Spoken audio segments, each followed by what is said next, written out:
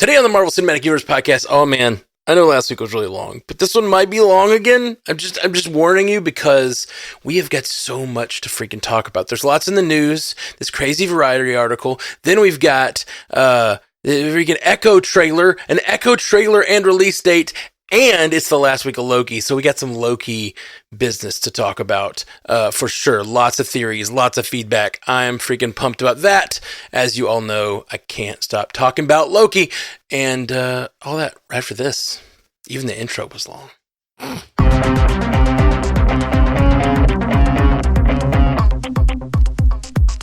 Welcome to the Marvel Cinematic Universe podcast. My name is Matthew Carroll. And I'm Ashley Coffin. For some reason, I thought you were going to say, and I'm Jeffrey Randall, even though, like... You're just so used to hearing it. Well, yeah, I know, but that's never happened before. We've done this hundreds and hundreds of times, just the two of us, and for some reason I thought... But I imagined your voice saying, and I'm Jeff Randall. I could do that for you if you want. And I'm Jeff Randall. Thanks, Ash. It's like it's like when you hear a melody, but it doesn't hit the end of it, you know? All right, well, we got to get into things, because there's so much to freaking talk about today. Are you ready? I'm ready. Are you ready? Let's just dive right in. Let's just dive right in. So I can't wait to talk about the Echo trailer, and I can't wait to talk about Loki, of course. But first off, there's this big Variety article that came out this week, and everyone's talking about it. It's tons of like videos and think pieces and all this stuff about this Variety article. And it's basically just like a summation of what the status of Marvel Studios is right now and how the great fall of Marvel Studios sort of article. And like, it was so being talked about that I thought it was going to be like a lot of information. Yeah. So we took the time to read the whole thing. And it is the information we've been talking about for months. Like, there's nothing new. I was like, meh. And then I think a couple of them were not true. And I'm like, yeah. Well, a lot of it's like an insider said they considered this. And it's like... No comment from anybody, you know? Yeah. Like, no comments, like, no, like, I don't know. I mean, some of it's interesting. And it definitely, like, lays out a narrative of what is happening behind the scenes at Marvel Studios. And there recently was that book, The Reign of the MCU, which I still haven't read, but I've heard a lot from it. It just feels like a lot of it is just narrativizing. Is that a word? Sure. I kept saying conversate the other day until Ken finally was like, Ashley, stop saying that. It's not a word. I was like, conversate's a word. I thought it was too. I'm pretty sure conversate's a word. Because he said you say converse. Well, but yeah. I don't know. I didn't. Sometimes two words mean the same thing. I don't know. We'll have to somebody that's an English major out there or something. Write in and let us know if conversate's a word. Someone with Google. I did absolutely no research. I just went, oh, okay. Yeah, I definitely like make those statements sometimes to friends or partners. Like, that's not a word, and then like, then I find out. Then they look it up and show me. I'm like, yeah. Right. Well, I say radiator too because I'm an idiot. The one you say, and I've tried to tell you when you say it, because I'm like, this one gets on my nerves, and it's not your fault. Other people in my life do it too, is especially. I don't know why that one bothers me. There's no X in it. No. But everybody puts an X in it. It's especially. But I say espresso correctly. I don't say espresso. Because I'm cultured and traveled. Exactly. You're especially traveled. So conversate is a word, according to the Google. Conversate's a word. Just so you know. We looked it up. It says it's an informal word, but it is a word. It's an informal dictionary word, so leave me alone. Because it's not a word. So, like, I don't really have much to say about the Variety article. The biggest thing that came out of the Variety article was someone said that, and they write it in the article as if this is this huge point to be made. And it's like, they even considered bringing back the original 6 Avengers for a film. And it's like, and they say it in the article, they narrativize it as they did that in response to all this craziness. But like, in my mind, like, Secret Wars is coming.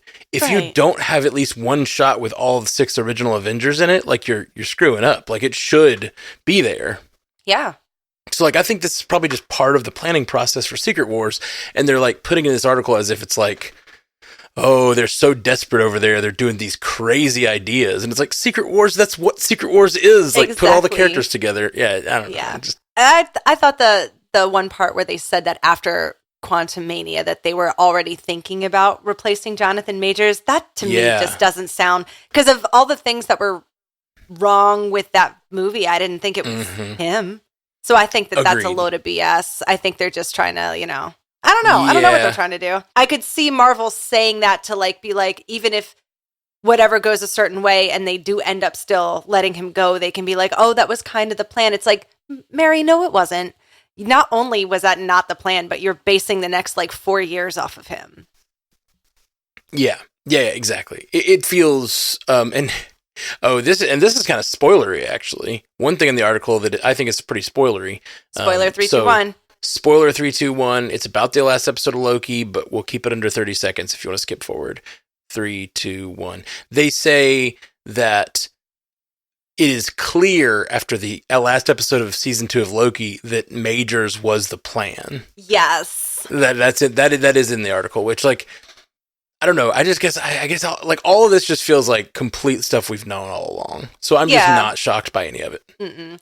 I just would really like to go to Palm Springs with them and just be do they need me to like carry a bag or bring them coffee just to hear? Could you imagine being like an intern at the Palm Springs Marvel retreat? Yeah. Especially when everybody's mad. Yeah. Especially. I did it again, didn't I? I'm just teasing you. I did it, though. It's okay. You did, but it's fine.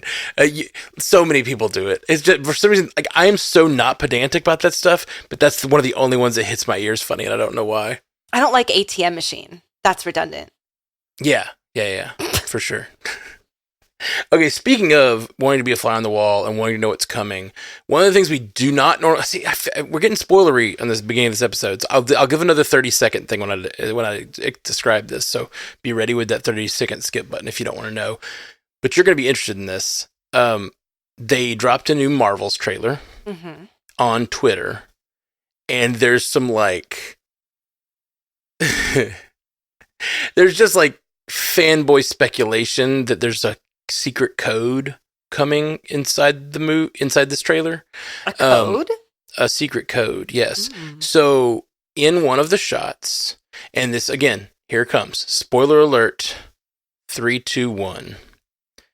In one of the shots of the Marvels trailer, it says, "What's coming next?" And then the coming next fades away, and like 2 frames after the X fades away. Like, it's so short, you have to pause it to know. Cool. So the fanboy community, blah, blah, blah, is that's a clue as to something they're going to do in the Marvels. Cool. She's a mutant, cool. Right? Kamala. Right. We already know Kamala is a mutant, according to Miss Marvel. So if they did something with more of those characters, it would make sense. That's the way to save it. The article did say something about that. Like, X-Men and Fantastic Four is a way to kind of save it and bring it in. Because I don't know. I didn't see Shang-Chi as an experimental character, and I didn't realize people didn't like that movie. I thought everybody liked Shang-Chi. Right. They say Eternals and Shang-Chi came out to mixed results. But, like, yeah, one was mostly panned and one was loved. Like, that's what I thought. They made it sound, they put those two together so they could make it sound like, they're kind of shaky on all their movies. No, Shang-Chi was loved by every Marvel fan. Loved that movie. What I thought. Yeah, I was like, did I miss something? Yeah. I mean, the Eternals, but Shang-Chi, yeah, I thought people were down with that. Yeah, I think you're totally right. So that was, I just think the framing on that entire article is kind of weird, and it just feels like they're trying to make a narrative happen that is like, I mean, it's some of it's true. I do think that Marvel is struggling right now. Like, that is absolutely the case. But like, why they're struggling and all, it just feels like they're just really kind of putting the narrative in a way that like makes it seem like they're doomed. And I actually think we're in a really cool moment for Marvel. And actually, speaking of narrativizing in a poor way, I have been doing that on the podcast because and I think you're going to be excited with this. The Echo trailer came out. Mm-hmm. Looks awesome. Sure does. I've been saying for months that the fact that Disney decided to drop it in one day is a sign that it is like not a good thing. Mm-hmm. Like that shows a lack of faith in that property. Given how good this trailer is, I have a new, like, I'm thinking about that very differently. Well, I think that they did it because not only is it MA, but that is also canceling out a big group of the people, like the kids and stuff, who are going to watch it. So seeing the new episodes pop up every week might cause people to be more upset. Where like, okay, here it is all at once. Here you adults go. Blah blah blah. Exactly. I now have two reasons. That's one. The fact that it's an MA, which we didn't know. So it's MA, which means like kids aren't going to watch it. Ashley's going to love it. It looks, even just the trailer is violent. The other thing is, in the trailer, they use the Defenders font. And how did they drop all the Defenders? All at once. And it kind of feels now, instead of being like, oh, they're not trusting this property, it feels like, no, they're just trying to call that like, this is like the Defenders. This is a Defenders type of show for adults. We're dropping it all at once. We're gonna do the thing. And I am really excited about Echo. I think it looks amazing. Yeah, oh yeah. And I think it's also for a show to try that out on the platform to see how it does. This is a good choice to do it with, because I could see them just being like, hey, let's just give it a try. Because Ken said it, he was like, oh, coming for you, Netflix. But it doesn't make sense with keeping the streaming service alive, because it's not like Netflix. Yeah, I'm torn about it because Echo being their first like MA property to go to Disney Plus. That's not true. Werewolf by Night was, I thought. I was about to say Werewolf by Night and Moon Knight. Was Moon Knight MA? I don't think it was. Okay. I didn't realize Werewolf by Night was. I'm pretty sure it was. Okay. Even so, special presentation versus like a series. Yeah. I really like the character Echo a lot, but it is not a well-known character. Even in comics, she is like a very small character in comics. She's not like a big fan favorite by any means, which is often where Marvel operates really well, like picking their non-fan favorite characters and doing amazing stuff with them, you know? So Moon Knight was PG-16, if that's something. I did not know that was something, but okay. I don't know the TV ratings as well as the movie ratings. No. That's funny. TV 16. So it was so the fact they're going mature feels cool, but it makes me wonder if they're gonna pull their punch, like if this doesn't do well. I'm sorry, I'm just gonna have to retract. Werewolf by Night was originally envisioned to be MA, but it received a TV 14 rating because that's why they decided to do it in black and white. So the color one might be MA. Okay, gotcha. And that makes sense because it only played on Hulu. Right. Okay. Well, here's my thoughts about Echo being MA versus what it feels like if it does poorly, because it's not a fan favorite character, if it does poorly, then they're going to blame it on the MA. Yeah. And we might not get a Punisher or Daredevil that's MA. Ooh. And that would suck. And I feel like this character's awesome, but it's not as well known. And they're they're shooting the whole idea of MA. They're risking it on Echo, which like if it goes poorly, they may just never show, whatever. And that would just suck if we don't get adult Marvel content because they picked a character that wasn't going to do that well because people don't know the character. Yeah.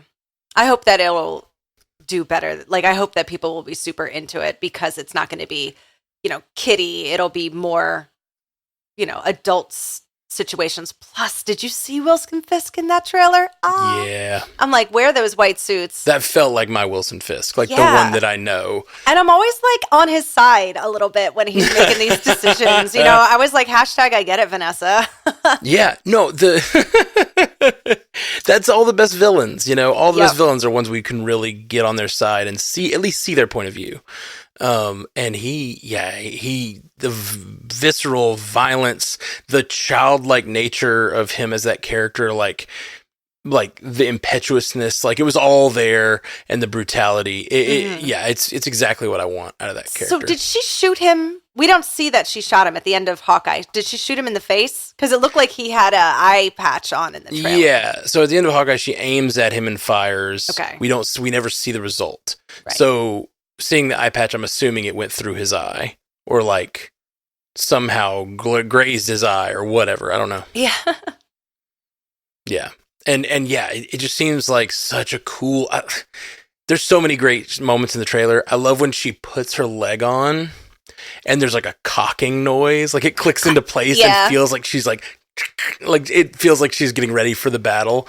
And that just is badass. Like thinking about the representation of someone with an amputation, like we've talked about it a lot in the past. When that character showed up on Hawkeye, and it's like, you know, you could have this sort of like it's a flaw, it's a problem, but like her putting it on and it like feeling like a cocking noise feels like they're going like, no, this is part of her power, you know, like it was cool. It was cool. Awesome. And I like all the Native American influences that we're seeing, going to see the different parts of her background and discussing that, because I just think that stuff is important to continue to talk about and fascinating. Yeah, absolutely. And they have a lot of different moments. They have some sort of ceremony / battle going on, and everyone in that scene looks like they're wearing like traditional Native American garb. So I don't know if that's like a flashback to a previous time, or if it's some sort of ceremony. There's also a shot of a Native American woman like in the rain giving birth, and I'm assuming that's her. Yeah, that's her birthing Echo. That's Echo's the baby in that situation, which like it just feels like we're getting back to let's tell a story. It'll have crossovers with the MCU because we've got Kingpin, we've got a very 4-frame shot of Daredevil. Yeah. A very short shot of Daredevil. But it's not going to be continuing the multiverse story. It's going to be like about this character and who she is, and like really giving us her roots and what it means to be like Kingpin. Like that whole thing, we are the same. You and I are the same. And then we know from Hawkeye that he killed her father. Yeah. And so, like, who's the monster really, he says. And, like, that's just going to be a great struggle of, like, you've been raised up to be like the man who you now realize you killed your father and that you hate. Mm-hmm. And it's very like, Gamora. Yeah, totally.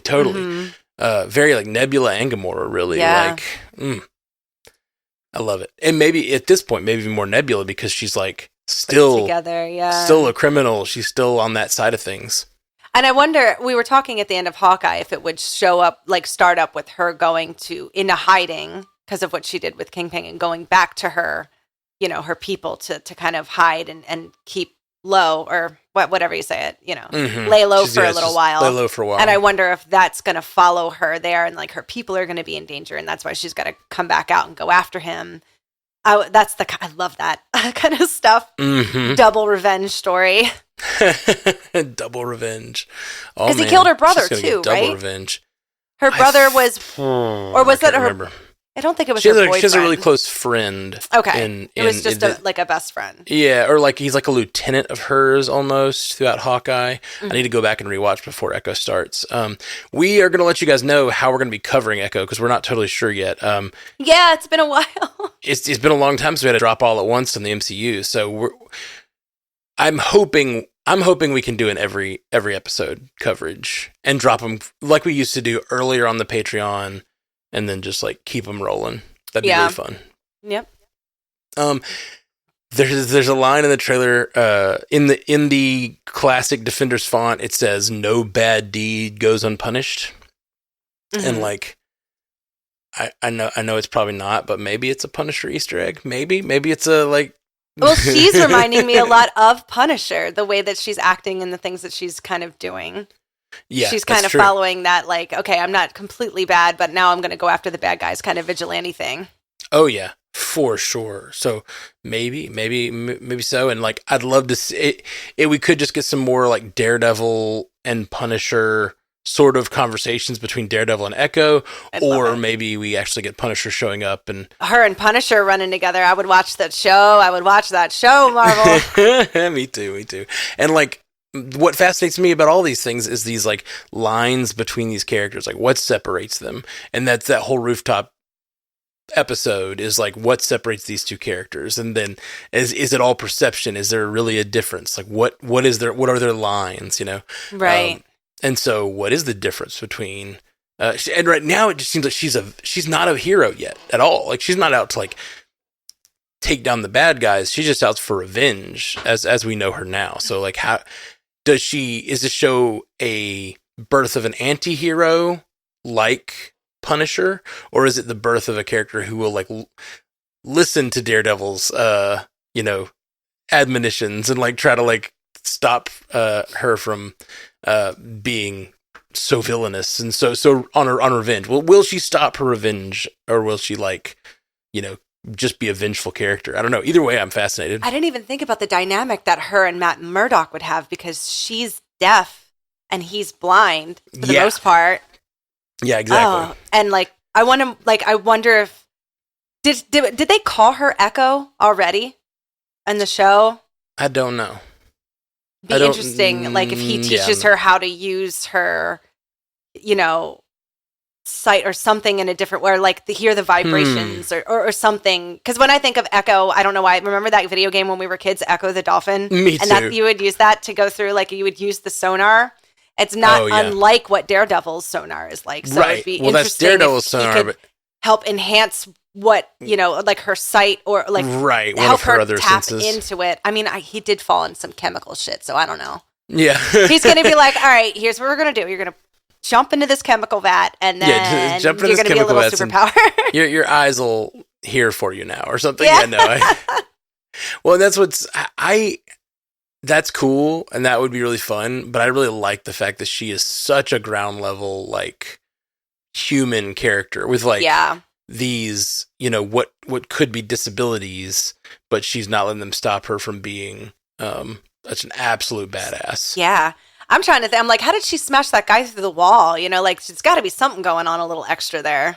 Well, she effectively fought Hawkeye, you know what I mean? Like, an Avenger, and she could keep, like, stand toe-to-toe with him. It was awesome. Of all of the Avengers. No, just kidding. Well, yeah. Of any of them, he'd be the one to do. He was also pulling punches because he was trying to, like, tell her. He was trying to convince her to be on his side instead of... Yeah, he always is pulling his punches. Yeah, that You're pulling your punches. I thought we were friends. Depends on how hard you hit me. I cannot wait to get back into our Marvel rewatch. Yeah, me too. Well, Loki's almost over, and we're going to do it. We're going to do it. But before we get to that Loki that we were talking about, let's tell the people about Factor. Factor. It is so freaking hard to find time to cook healthy, delicious meals this time of year with all the holiday shenanigans ramping up. Well, the answer, my friends, is Factor. Factor is America's #1 ready-to-eat meal delivery service. It's chef-prepared, dietitian-approved, ready-to-eat meals delivered straight to your door. And what I love about Factor is that they're just like, I've done a lot of these meal kits over the years, and they all have their, like, you know, pros. But, like, the great thing about Factor is it's really good food, ready to eat. Like, you don't have to do all the cooking and preparation and, like, sautéing or any of that. It is really, really good, high-quality food. Feels like it was made in, like, a fine restaurant, but it is microwavable. So it's 2 minutes and they're ready. And you don't have to do all the preparation. You don't have to do that. It's just like you get the thing in the mail, it comes to your door, and your meals are prepared for the week. It's really, really great. Yeah, I mean, and unlike any of the other ones, like time. We all have no time. Whether you have kids, whether, like, I have no children. I come home, I work a 10-hour day. It takes an hour both time travel, so I'm out of the house for 12 hours. You get home, you sit down, you start to decompress. You turn around, it's 8:30. You're like, oh my gosh, what am I going to do? I'm going to order. And what are you going to order? You're going to order something horrible. So trying to stay with your diet, trying to eat healthy and, you know, eat well it's like impossible anymore with how busy and crazy everybody is. So this is never frozen meals. And they're good, like you just pop them in the microwave and it's done, and it's like this gourmet, you feel fancy, you know, you fancy food, looks like you did a great job. Or if you're entertaining, like, oh yeah, look at how great my healthy food platter is. And it's, you know, good meals. Factor is the way to go. All of those meal delivery services we've done over the years, for my particular lifestyle, this one is the best because it is ready to go. 2 minutes. Yeah, 2 minutes. And it doesn't feel like a diminishment of quality either. It feels like fresh cooked because it's fresh, never frozen, and it just takes 2 minutes to make. It's really, really good food. And even some of the other places, how easy they say it is to cook. Like, everything's pre-portioned. Mary, that's still 25 minutes. You're sitting there trying to cook. Right. Trying to do whatever, trying to get things done. Like, I got to come home. I have to watch Loki and I have to podcast. I can do all of that right before I have to sit down. Yeah. Done. This November, get Factor and enjoy eating well without the hassle. Simply choose your meals and enjoy fresh, flavor-packed meals delivered to your door, ready to eat in just 2 minutes. No prep, no mess. Head to factormeals.com/MCU50 and use code MCU50 to get 50% off. That's code MCU50 at factormeals.com/MCU50 to get 50% off. Yeah, what are you waiting for? Go do it right now. What are you waiting for? Do it. You can keep listening to the podcast. We're going to start talking about Loki, and you can be ordering your food. It's your glorious purpose. Do it. Loki time. Time to talk about all this feedback that has been coming in all week. And I don't know if we're going to go 2 hours today, but I don't know. I'm ready. Let's do it. Let's do as much as we can. I personally want to thank everybody who did take the time to write in. It was an overwhelming number, almost as much as next week. And I will always say, please always do it. And I'm so sorry if we don't get to yours just because of the sheer mass that came in. But nothing makes me feel happier. It's like the Marvel Studios movie. We made over $500 million, so we're in the clear. That's how I feel when I come and I see 20 emails about an episode, because it just means like we're back. We're all back, baby, and we're loving it. Everyone's as excited as we are. And I feel that way. I feel like these episodes of Loki have been as exciting as anything we've ever had here on the show. There were so many, I hardly got to respond to them. Just know I threw them in there, and I'm going to go back and retroactively be like, thank you. Get back to everybody. Yeah. Well, I guess, okay, Matt's Corner. Here we go. Before we get to all that feedback that we're saying we barely have time for, let me just say, on a rewatch of this episode, the thing that I kind of thought about and noticed was that they are doing tropey things in this episode, but at such a high level that like it doesn't feel like it. Like this is a, penultimate episode. So what do you do in the second to last episode? You let the hero achieve their like ultimate form, and you have them have like a terrible loss that they have to fight for the final battle. And one of the tropes that I just freaking hate in most superhero media is showing me the result of a terrible disaster and then going back and making it not happen. The show that made me hate this was two of them. And it's Heroes. They started doing that every season. Every season was like, hey, here's the disaster that'll happen if you don't fix everything. Like, that doesn't always have to be the formula. It annoys the crap out of me. And another show that did it almost every season was Runaways. They just kept doing the, like, flash forward to the future. Yeah. This is going to happen if you don't stop it. I kind of hate those things. And I didn't even notice watching this. That's what they did. Yeah. Because it's so well done. It's like stylistic, it's character driven. It's like, so it's these tropes of superhero media that like they happen, they're normally just not a big deal. Like I don't care that much. But man, did they like nail the execution of this episode. So when you watched it again, I remember you and I were kind of on the same page with the first couple minutes. We were like, uh-oh, I don't know if I love this, but then they turned it around. And watching it again, did you like it more? Absolutely. Yeah. Yeah. What I realized was this episode is really about, I mean, we talked about this in the episode, the reaction, but like this episode is about humanizing the multiverse, like humanizing these variants and like showing the cost of a destruction of a multiverse, making this episode about him wanting to be with his friends. Yeah. And that simple idea, and then watching them all slip through his fingers. It just gave such humanity to the branch timelines that we're losing. So I absolutely love this episode.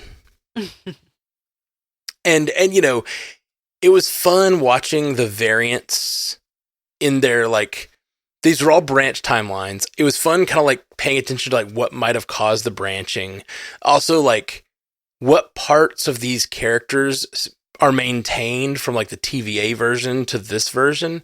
And like, I think about like Casey's a criminal, like a thief, and he's got a like desk full of Infinity Stone paperweights. Like, it just kind of felt like he's gathering jewels. You know what I mean? Stop. Like, that was fun. Yeah. And it's funny because you don't get that from the character at all, except for in that episode. And that was so long ago that you don't. And you're like, oh, I see you, Marvel. Yeah. And then there's it's such a short thing, and like maybe I'm reading too much into it, but Hunter B-15's sort of been this like all business character. Like, she really didn't care. Like, last season about Sylvie was trying to convince them that the timeline was like, the timeline's, you know, we're all variants, and like, you guys like need to like we care about variants too. And Hunter B-15 was all business. She didn't have time for that. Like I don't have time for your distractions. I just prune timelines.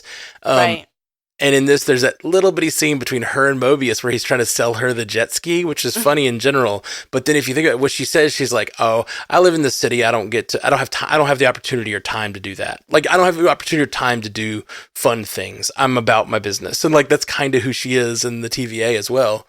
Yeah, I just thought it was just neat the way they like weaved these characters. And OB, I've said over and over how I love his character because he's like unfazed by anything. He just takes in information. He trusts weird information no matter what's given to him. He's this like, I brought it up a couple episodes ago, but when Mobius tells him like, we can just hack the system, and he looks at Mobius and goes, "Oh, really? That's great." And it's like, no, you just aren't, like, you're not being skeptical of anyone. And the fact that like Loki showed up and he was like, "Hey, you want to come fight the multiverse with me?" And he's like, "Yeah, give me the information. I'll build the TemPad. I'll lose my entire life and believe you and believe in this story." And then the opposite of that is Mobius, who we know throughout the entire TVA, he doesn't even want to go see his own timeline. He was really resistant to the idea. He believed in the TVA. He stayed on his path as long as he could until he saw like incontrovertible facts, you know? Yeah. And in this, he's very resistant to come with Loki. He's like, "No, this is my life. Like, I stay here." Yeah. Not that I get that, but I get it, you know? Well, do you think that the snap happened throughout the multiverse? Because I was like, the way that he was talking about his wife made it more sound like, it didn't sound like a divorce as much as she was gone. When you watched it again, did you pick up on that at all? I didn't pick up on that. That's possible. Because he didn't say the big D word. Either D words, death or divorce. Okay. Yeah, you're right. It just didn't, the way he's talking about her didn't seem reverent. And that's why I assumed divorce. Because he's like, I'm just having to deal with these kids and my wife's gone. And like, it didn't feel like most wives take the kids. I don't know. Maybe it was his weekend. I don't know. Yeah, no, you're totally right. Like, and his parenting is so funny in that scene. Like, the kids just have the run of the place. Like when they he's like, stop him and I'll buy you a puppy. And he's like, how about a snake? And he's like, negotiate later. And then he runs off and he says, all right, small victories. And it's like, no, it's not. You just agreed to a puppy just to get and one kid to stop, and possible snake just to keep you from running around with a match. Like, your life is chaos. Like, that is not a victory. Someone in the chat said that the toy that they were playing with, they zoomed in on it and it looked like a TVA agent, the little toy. Oh, that's fun. And I looked at it. It didn't look like, like an army guy. It did. It was like the same colors and it had the helmet. So I'll say that was probably true. That's fun. He says, is he burnt? He's burnt. The disappointment is really good. But yeah, I just can't say enough about that. I think this episode's great. I think this episode's absolutely phenomenal. So you want to let's actually turn to the feedback now that I've said my piece. You know what's funny? We've been saying that OB or somebody else might be the one with the powers, but it's turning out that like Loki's ending up being the one who's coming out as the all-powerful one now that he can control time space. I don't know. Yeah. But I kind of like that. I'm like, okay, yeah, the show is called Loki, so let's do it. Yeah, no, it really is. We've been talking about who had the power. Well, that was when we didn't know that. I'm really glad we recorded our feedback episode before I mistakenly saw some spoilers, because like they released an ad for this episode 5. Oh. which included like Mobius at a jet ski store and B-15 as a doctor. Like, it included all these elements, and I was like, oh, so we're going back to the timelines. And it was just annoying because, like, I didn't want to know that. Like, I thought we were going to stay in the TVA. I didn't know any of that. So I found it out before the episode dropped. But, like, I didn't know it when we did our episode, which I was glad because I really enjoyed speculating for 2.5 hours. and then I saw that and I was like, all of our speculation is wrong. Okay. Something so new and different for us. Oh, man. Yeah. 2.5 hours of, like, something that was already disproven online. Like, we were just like talking, but I loved it. It was so much fun. Amazing. Well, okay. Timothy Castillo. Oh, these two are not Loki related. Let's tease it even further. Timothy Castillo says, Deadpool, one of our patrons says, Deadpool 3, spoiler. It's not a spoiler, is it? Yeah, no, it's not. How can I make this skippable if you want it to be? This is not a spoiler. This is not a spoiler. Sorry, this is what his thing said. He's I'll just say this. IMDb has a big spoiler for Deadpool 3 in its casting list. I didn't mean to see it, and I was looking up release dates, and then I saw a potential spoiler. You can't trust them. You can't always trust them. No, yeah, so don't worry. That's the only reason I put this in the feedback is like to tell any of you guys, if you're trusting IMDb spoilers, which I know exactly the one he's talking about because I've seen it before. In the cast list of Deadpool 3, there's a character that would be a big spoiler, and there's rumors that it might be true, but like the IMDb is not. Is it Michael correct. Fassbender? No. God damn it! I can say who it is, but it's like. But in case it's a spoiler, I didn't want to like say who it is, but like mouth it to me. Oh. Yeah. Oh, okay. But if you want to know, you can find out on the that was really funny, the mouthing. You can find it out on IMDb, but it's just IMDb. We see this all the time with IMDb. They just like have all these weird assumptions that characters are going to be in the movie that like are on the IMDb, and then the movie comes out because the cast lists aren't released until the movie comes out a lot of times. Right. So they're just wrong. Like I would Is that not like trust Wikipedia? it. Can anybody edit those or no? I don't know because I know like independent films and stuff have it. So like I don't know how it works because like. I've thought about like trying to get myself an IMDb page for like my music videos and stuff, you know. I should ask Zach Garrett how it works. Yeah. I mean, like it's probably something infinitely researchable and find out, but like I think you may have to pay for it or something to like be a member or some weirdness. I've always wanted to go to Wikipedia and just like cause chaos because you can edit those. Yeah. There's really funny stuff sometimes when people like. Enough people get on board with changing back someone's information.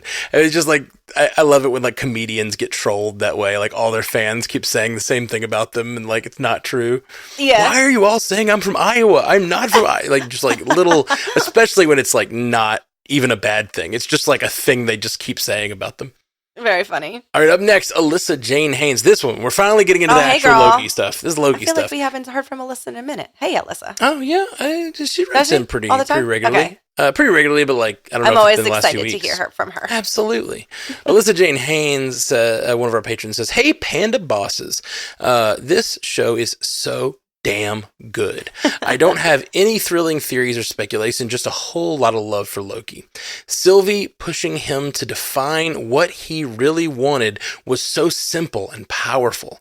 Until that conversation at the bar, I don't think Loki was fully aware of that it was friendship he was fighting for. So, of course, controlling the time slipping is about the who. Loki has finally found his team. He belongs. He is seen and valued for exactly who he is, and I think that level of acceptance has unlocked the leader he always had the potential to become. His speech to Sylvie about hope in the last episode was thoroughly heroic and reflected a highly evolved and thoughtful leader. He's fulfilling his glorious purpose, and it's giving me all the feels." Oh, it almost seems like this version of Loki got there faster than our Sacred Timeline Loki did. Yeah, it's hard to know because like what is time and how long was he at the TVA and all that stuff. Like we didn't, whatever. It does all feel like it's only been 2 weeks at the TVA. Yeah, exactly. But it could be. It does feel like it's been pretty quick. But this is what I love about Alyssa's feedback. She has such amazing feedback about how wonderful Loki has turned out as a hero. And then she says, P.S. Just listen to the instant reaction cast, and you guys talked about that scene. My take is so rosy and idealistic. Just call me the sappy panda. Because apparently when we talked about that scene, if I recall correctly, we were talking about how like it's sort of a selfish motivation, like he's been saying like, I want to save the universe. And then it just turns out like, no, I just want to be with my friends. Like it's sort of like that's true. Yeah. But I like her version better. I think everything can be true. I think it's all true because love in its ways is selfishness. And it can be selfless or it can be selfish, because if you think about what happened in Infinity War, so many people made the selfish choice. They could have killed Vision right away. I'm sorry, but they could have killed Vision and they could have destroyed the stone, but nobody wanted to do it because they were selfish and they loved him. There were so many different choices that they could have made, but nobody wanted to actually do the thing because they all were like, no, we can fix it. When the smart thing to do would have been, we have this stone, we can destroy it. It would have been done. Right. But they didn't. It is a little selfish. Mm-hmm. It's in a good way, you know what I mean? Well, it's selfish and it's idealistic in this, like, we can do everything way. We never have to sacrifice. And that's the whole thing. Like, that's the whole thing about Infinity War versus Endgame. It's like, we don't trade lives versus whatever it takes. Yep. And, like, giving Loki this team to love is both fulfilling because it's the only thing that matters in the world. Like in our actual world, in our lives, is finding our people and, like, the love of people in our lives. But then, like, it's also this, like, kind of red flag for, like, if all you care about is the people around you, then what happens when you have to trade lives? You know what I mean? You might make that vision decision. Vision decision. It's a hard. Did you see M. Night's movie, The Knock at the Cabin? No. So it's his newest one. I'm not going to talk about it really long, but there is a decision at the end of that is like this. And it was like either, it's not really a spoiler. The movie is pretty much the apocalypse is coming, and this family, it's two husbands and their daughter, and they have to one of them has to choose to kill the other one, or the apocalypse happens. And the ethical conversations that I've had with people, like yelling arguments after this movie, just kind of shows like it was good writing. Because I wouldn't, if it was me, and Marty and Ken, and then someone was like, one of you has to kill the other or the apocalypse is coming. Bring on the apocalypse, because I would never do it. I would never do it. But, the movie has some different things in it, and it's just such it's hard to wrap your mind around it, but it's like, all the three of you or the entire world. Yeah. I would let it happen. I'm sorry, that's just who I am. I'd be like, I'm going to thrive in the apocalypse. Okay. So let's do this. But I like, if someone was like, you have to kill your husband or this is going to happen and everybody will die horribly. You can't even like picture, like it's so hard to wrap your mind around. And that was what I feel like a lot of Infinity War is. And that's why, it's so difficult to label what that is. Is it selfish? Whatever. It's a hard question. Yeah. It's one thing when you have that, like, question of your life versus like the sacrifice you play can't kill laid yourself. on the wire, right? Yeah. Exactly. Like, but if it's, you have to kill someone else, and like if they don't choose to die, if they're not like a willing participant, like, do you kill someone to save the world? Do you kill someone to say? Yeah, it's an impossible question, especially someone you love. Like it's an impossible thing. Much harder. And then, do you trust that that's the truth? Like that's where it really gets. That's where it really gets mind screwy. You'd like it. It is Dave Bautista's in it. It's crazy. Nice. I will absolutely check that out. Ron Weasley. What's it called? Knock at the Cabin. Knock at the Cabin. Definitely sounds up. Did you see Hamilton? Yeah. I'm pretty sure the guy who plays King George is in it too. Nice. Yeah. I saw Hamilton live in New York. Oh, bougie bitch! Oh. Yeah, no, it was not the original cast. It was like later, but like I was in New York, and like I was able to like I waited outside the door for 3 hours to see if they had any like cancellations, and got on the really cheap tickets list, and got really I was first in line, so I got like really freaking close. I got like. it was like 6th row center of the place. Wow. I got a picture of me like so close to the stage. It's so That's good. amazing. I know Wicked is here right now, but we're too poor. Oh, yeah. Wicked's fun. I saw that here in Birmingham. Oh, wow. I've never gotten to see it live. It was good. I didn't know the play, or I didn't know Wicked at all before I went to see it. Like the music really? or anything. I've seen the video of the Indina and Zell or whatever, and Kristen Chenoweth doing it. Yeah, but God, I love the songs. I'm such a even watching that on TV, like on a TV version, just brings me to tears. Well, you like your witchy properties. I love it. Ephelba, goddess. Up next, we have Stephen Wetherell says, "Hey, Matt, Jeff, and Ashley. Hope all is well and that you are enjoying Loki as much as enjoying Loki as much as I am. One quick thought from episode 5 that I thought was interesting. OB's character is a physicist from Caltech, which is the same school that Bruno got accepted to in Miss Marvel. Could this be a potential crossover? Interested in hearing what you guys think. Laters Gators, Steven without a V." Possibly. Could be. Didn't Reed Richards go to Caltech? I don't know. I don't know. Let me go. He went to all the schools. Yeah. Smartest man in the world. Got all the knowledge. I think part of it depends on like what is the branch, and I kept watching the show thinking this on the second watch, like what is everyone's branch? Like why did they branch? What is their what's it called, Nexus event? Yeah. Like because I did a little research on the 3 people who escaped Alcatraz, and it is now presumed that they died in the water. Oh yeah, they drowned. Did you ever watch the documentary about that or anything like it? No, I don't know anything about it. It's very, because escaping Alcatraz is like, it's fascinating. Reed Richards entered college at Caltech at 14. So yes. Ooh, maybe he is Reed Richards. Yeah, maybe it's not a crossover thing. Maybe he is. He also went to Harvard and MIT. He went to all the schools. You were right. See, he went but to all at the 14, schools. He went to the Caltech. How could you have all the knowledge if you didn't go to all the schools? Got to go to all of them. Got to catch them all. Degrees. So what I was saying about Casey is, so it's presumed they died washing up, or they died in the water. The 3 people who escaped because they were never found. Nothing was ever revealed.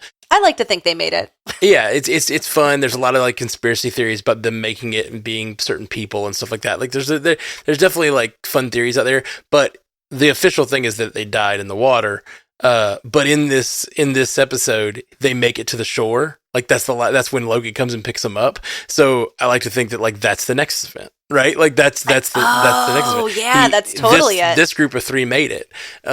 But it makes me wonder, like, what are all these other? I wish they'd given us little clues like that. I can't think of other clues that would make the branches different. I don't know. Like what is different from the sacred timeline? Like why is OB's writer persona, like what did he do that was big enough to branch the timeline, Maybe it's Loki meeting up with all of them. Him giving him the TVA book might have branched the timeline. Well, when he shows up, it says branch timeline before he's showing up. Right. So it's already a branch timeline before he gets there. So I don't know. I don't know either. But I wish I did. I want all the knowledge. I got to go to all the schools. Got to go to all the schools? Up next, Earth to Chris, one of our patrons, says, "I like the idea of Mobius as like the shield guy of the timeline when this is all over. A conversation with Samuel L. Jackson in one of the movies or something would be fun." Wow, there's some kind of weird timeline popping up right now. And Nick would respond, "Mother effer, I told you not to just walk out of a temporal door on the eye patch side." Oh, like it scared him? Okay. Yeah. Okay. And then Mobius says, "Want to get some pie?" Sure. I do like the idea that Mobius could be our like multiverse Coulson. You know what I mean? Or multiverse like Nick that. Fury, that sort of That'd thing. be Like fun. Nick Fury needs a new eye, second eye or whatever. Yeah. What did he used to call Coulson? I don't know. My good eye? Is that what he called him? That's funny. I don't remember that at all. That's funny. All right, up next, Canada Panda, another one of our patrons, says, Oh my holy crap goodness. What an expletive. I just finished watching episode 5, and Loki's final words just gives me more evidence to tell me that the events of Loki are going to reset the MCU. My gosh, this is a fantastic show. I can't believe how amazing it is. I'm kind of getting Sliders vibes on some of the parts of this show. Now that is an excellent show that they potentially need to revisit. Yes, Jerry O'Connell. I loved Sliders. I did too.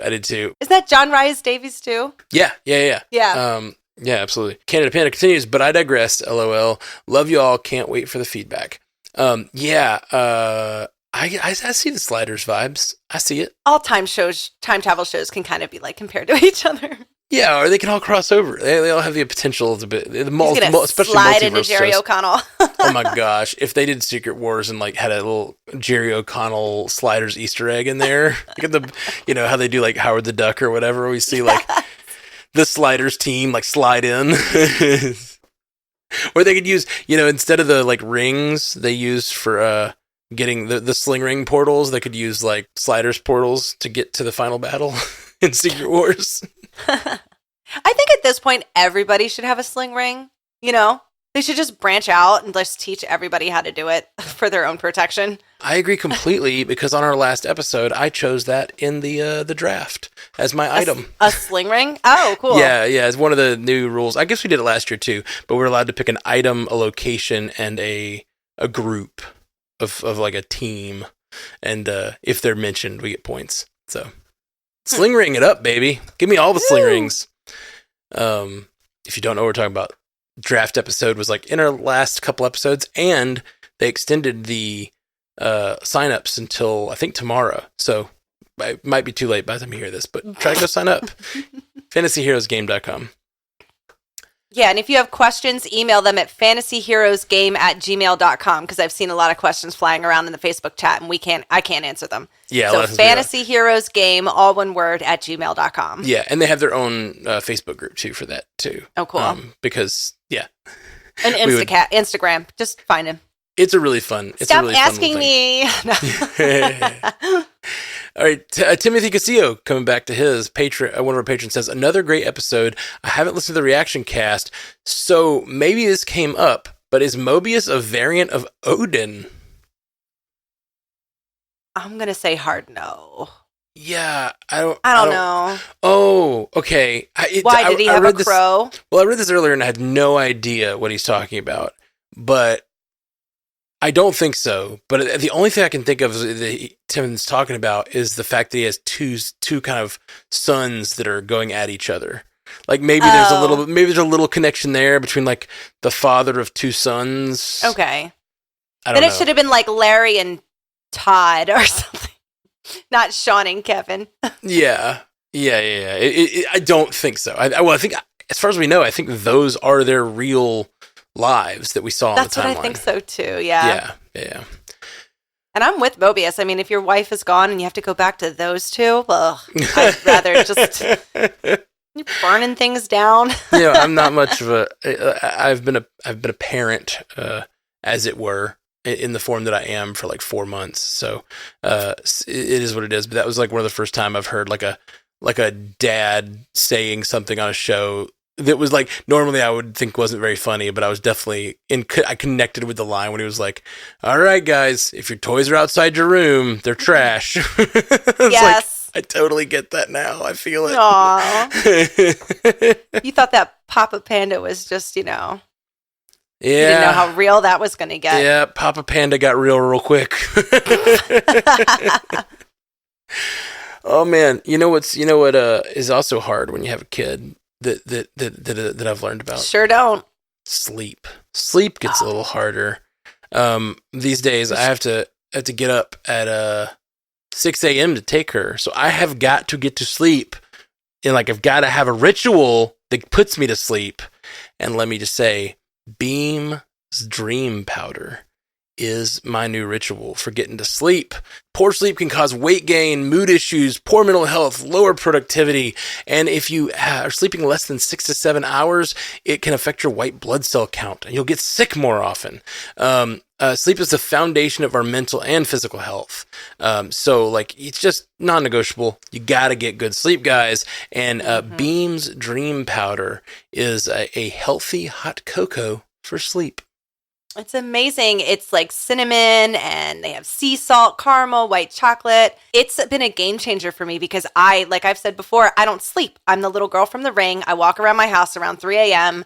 I only sleep 2 to 3 hours at a time. And like I've tried ZQuil and I've tried Simply Sleep and I've tried all these other things. So when we got Beam, I was a little skeptical at first. And when I tell you that this has now become my favorite thing, especially on a weekend, I slept today till about 10 a.m. Wow. I went to bed at like 11 and I slept all the way through the night and I feel great when I wake up. And now it's getting a little cold depending where you are in the country. And this is it's a cozy little warm drink to have right before bed. It helps me wind down. You can have a nice cup of it when you take a hot bath and like really double down on the relaxation. I love it. I'm obsessed. Yeah, I've got a hammock in my backyard, which is like my wind down spot now. And like I've been like filling my cup, sitting out on the hammock. It's like kind of chilling the air, but I'm drinking my hot cocoa, right? And then I go in and get under the covers. It's really great. And today, our listeners get a special discount on Beam's Dream Powder, their best-selling healthy hot cocoa for sleep with no added sugar. Now available in delicious seasonal flavors like cinnamon cacao, sea salt caramel, and white chocolate peppermint. Ooh, that one sounds good. I haven't had that one yet. Yeah, it does. Ooh, I Talk try about the white Christmas or holiday time. Yeah. Yeah, that's one that way. Better sleep has never tasted better. Dream contains a powerful all-natural blend of reishi, magnesium, L-theanine, melatonin, and nano CBD to help you fall asleep, stay asleep, and wake up refreshed. A recent clinical study revealed Dream helped 93% of users wake up feeling more refreshed, and 93% reported that Dream helped them get a more restful night's sleep. Find out why Forbes and the New York Times are all talking about Beam and why it's trusted by the world's top athletes and business professionals. That's because everybody needs their sleep, people. If you want to perform at a high level, you need your sleep. If you want to try Beam's best-selling Dream Powder, take advantage of their biggest sale of the year and get up to 50% off for a limited time when you go to shopbeam.com/MCUpod. The discount is auto-applied at checkout, so no code necessary. That's shopbeam.com/MCUpod for up to 50% off. Yeah, start getting better sleep, people. Yeah. Shut those brains down. I don't know me. When I try to go to sleep, I have 25 tabs open. This closes all of them at once. Beam Dream Powder, closing all your Chrome windows or whatever. Your mental window tabs. That's just again, shopbeam.com/MCUpod. Back to some of this Loki feedback. Let's say our buddy Andre Sparks, one of our patrons, sent in feedback, a little long one here. Let's see. Episode 5 was great. Few things to still ponder, though. First, the question still is how/why is Loki the one to do time slipping and not be affected by all the timelines disappearing? We talked about this a little bit. You were saying you think it's, or no, maybe it was Jeff was saying he thinks it's because he was snatched out of the time stream by that grapple a couple episodes ago or whatever. Right. Yeah. But we don't really know. Here's what worries me. You can't think about it too much. Well, I think it's not about the how. It's about the why and the who. It's just the heart. Yeah, and like I don't think him having this power is one of two things, I think. It's either the thing that's going to ruin Kang's plan, or he's just another cog in Kang's plan that he's necessary to save the timelines so Kang can conquer them. Like, yeah, that's what worries me. It's like, oh, he got his powers, and he's going to do some action next episode that's going to bring Kang right into power. That's the thing that worries me. It worries me, but I kind of love it, and I kind of want it to happen. Me too. Because I do. The more that I was thinking about it after we stopped talking. I'm like, no, he definitely planned for Sylvie to kill him, especially if he was going to have Loki go through all of this stuff to bring him to the point where now he cares about people, he's going to do what he did to Scott with him and kind of be like, well, I'm going to kill all your friends if you don't agree to help me. And that's why I think you might be right, where he's like going to help him to save everybody. So it might be a detriment. Right. Be a lone wolf, everybody. That's the thing. So, like, Sylvie killed him. Whether he thought Sylvie was going to kill him, I don't think that. But, like, I just think that, like, he didn't know. But this whole thing is a fail-safe, like they say. Which is what a fail-safe is. It's like, he had one plan. If it didn't work out, this all reboots it, and he gets back to the end of time. That's what he said in the episode. So, like, I think that he didn't necessarily want her to kill him, but he doesn't really mind because it's all just a loop to him. The thing that remains is this question. And it's like, who was right? Was Loki right or was Sylvie right? And like at this moment when Sylvie shows up and says, you were right, Loki. Like the timelines are disappearing. Like we have to do something. Loki's been trying to fix this problem that she caused.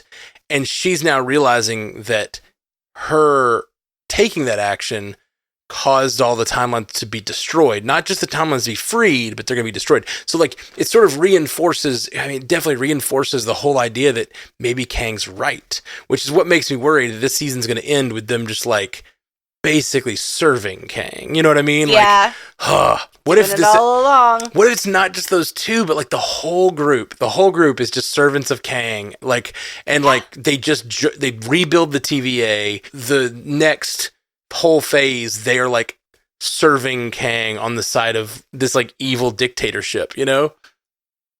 Yeah. Was Victor Timely on the Sacred Timeline?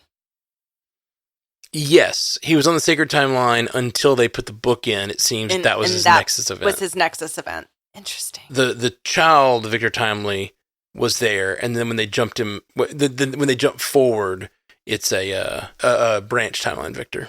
Okay. Yeah, it's a lot. It's a lot of questions. I really hope we get a lot of explanation. I just hope we have another episode like last season where it's just like a full episode of exposition. Like I would be down with another long conversation this next episode. Yeah, just sit down and tell me what's going on, Jonathan Majors. Give me that architect scene from The Matrix once again. Yes. Oh my God, that's it. I was at the end of that like, what the hell is going on? Man, I love it. I love that. Again, it's one of my favorite like scenes. I love those kinds of scenes where you just sit down and get tons of exposition dumped on you. I really do. I know it's like you're not supposed to do it, but like I really love it. Continuing Andre's feedback. Secondly, if he can time slip now, does that mean he can now go to his past self and come back in the Sacred Timeline? Maybe even replace himself somehow and not die at the hands of Thanos? I don't know if they'll do that because those things have to happen. Right. I don't know. I mean, that would be the easy fix. Like, he could go back and stop Thanos. Well, if he could do that, and if he does that, like, that just would, I assume, create a branch timeline. It wouldn't destroy the Sacred Timeline. It would just be another branch. That a different one. He creates that a new makes one. more sense. Yeah. So the way OB described it, he's just like a tempad now. So he can jump through time and space. And it seems that he's now doing this thing where he's like, forgive the Game of Thrones, warging into his former self. Like he's just going back to his previous selves. Which is nice. I like that. Yeah, it's interesting, and I don't know what the full rules are yet. But I don't think they'll go back to him earlier than the TVA Loki. I think that stuff's set, but they could and branch it off, and he could be like a new Loki in a new timeline doing his own thing. Yeah, but it doesn't seem like that's what he wants to do, so. No, he just wants to be with his friends and serve Kang. Yeah. Lastly, my prediction still stands of TVA being saved and recruited, starting to stop Kang. But what if this is how we finally get a Shang-Chi and the Ten Rings connection? Ooh, the beacon in the Ten Rings can finally be identified. It's the TVA alarm.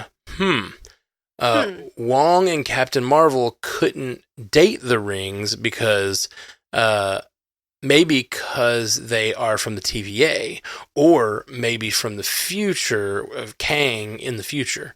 What do y'all think? Can't wait to find out, but I may have to wait because I got to see the Marvels too before spoilers come out. Keep up the good work, Andre. You got to do what we're doing. You got to do it in the same day. Mm-hmm. Oh, we should say what we're doing next week. Yes. Okay, so our game plan is Captain Marvel when it drops, and we're going at like 3 p.m. as early as we can. And we're going to come back to the studios, and we're going to record our Captain Marvel coverage. Then as soon as that's over, and we're going to do it live on Twitch, then we're going to jump off and go watch Loki, and then come back on Twitch again and cover that. So we got a lot of podcasting this Thursday. Dang. It's going to be crazy. It's going to be crazy. I think my showing's at 5:50, so it might even out a little bit better with you guys in the times. Yeah. I gotta... I'm excited. I'm really excited. It's been a long time since I don't think we've ever had this much Marvel in one day. I mean, other than like when they drop it all in one day or whatever. But like, having a movie and a show drop at the same day, I can't remember when that's finale. Happened. No. Back in the day, we got like a Tuesday Agents of S.H.I.E.L.D. and then a Thursday movie. Like that would happen all the time. But like, I don't think we've ever had it. I don't know. Maybe we have. It's been a long time.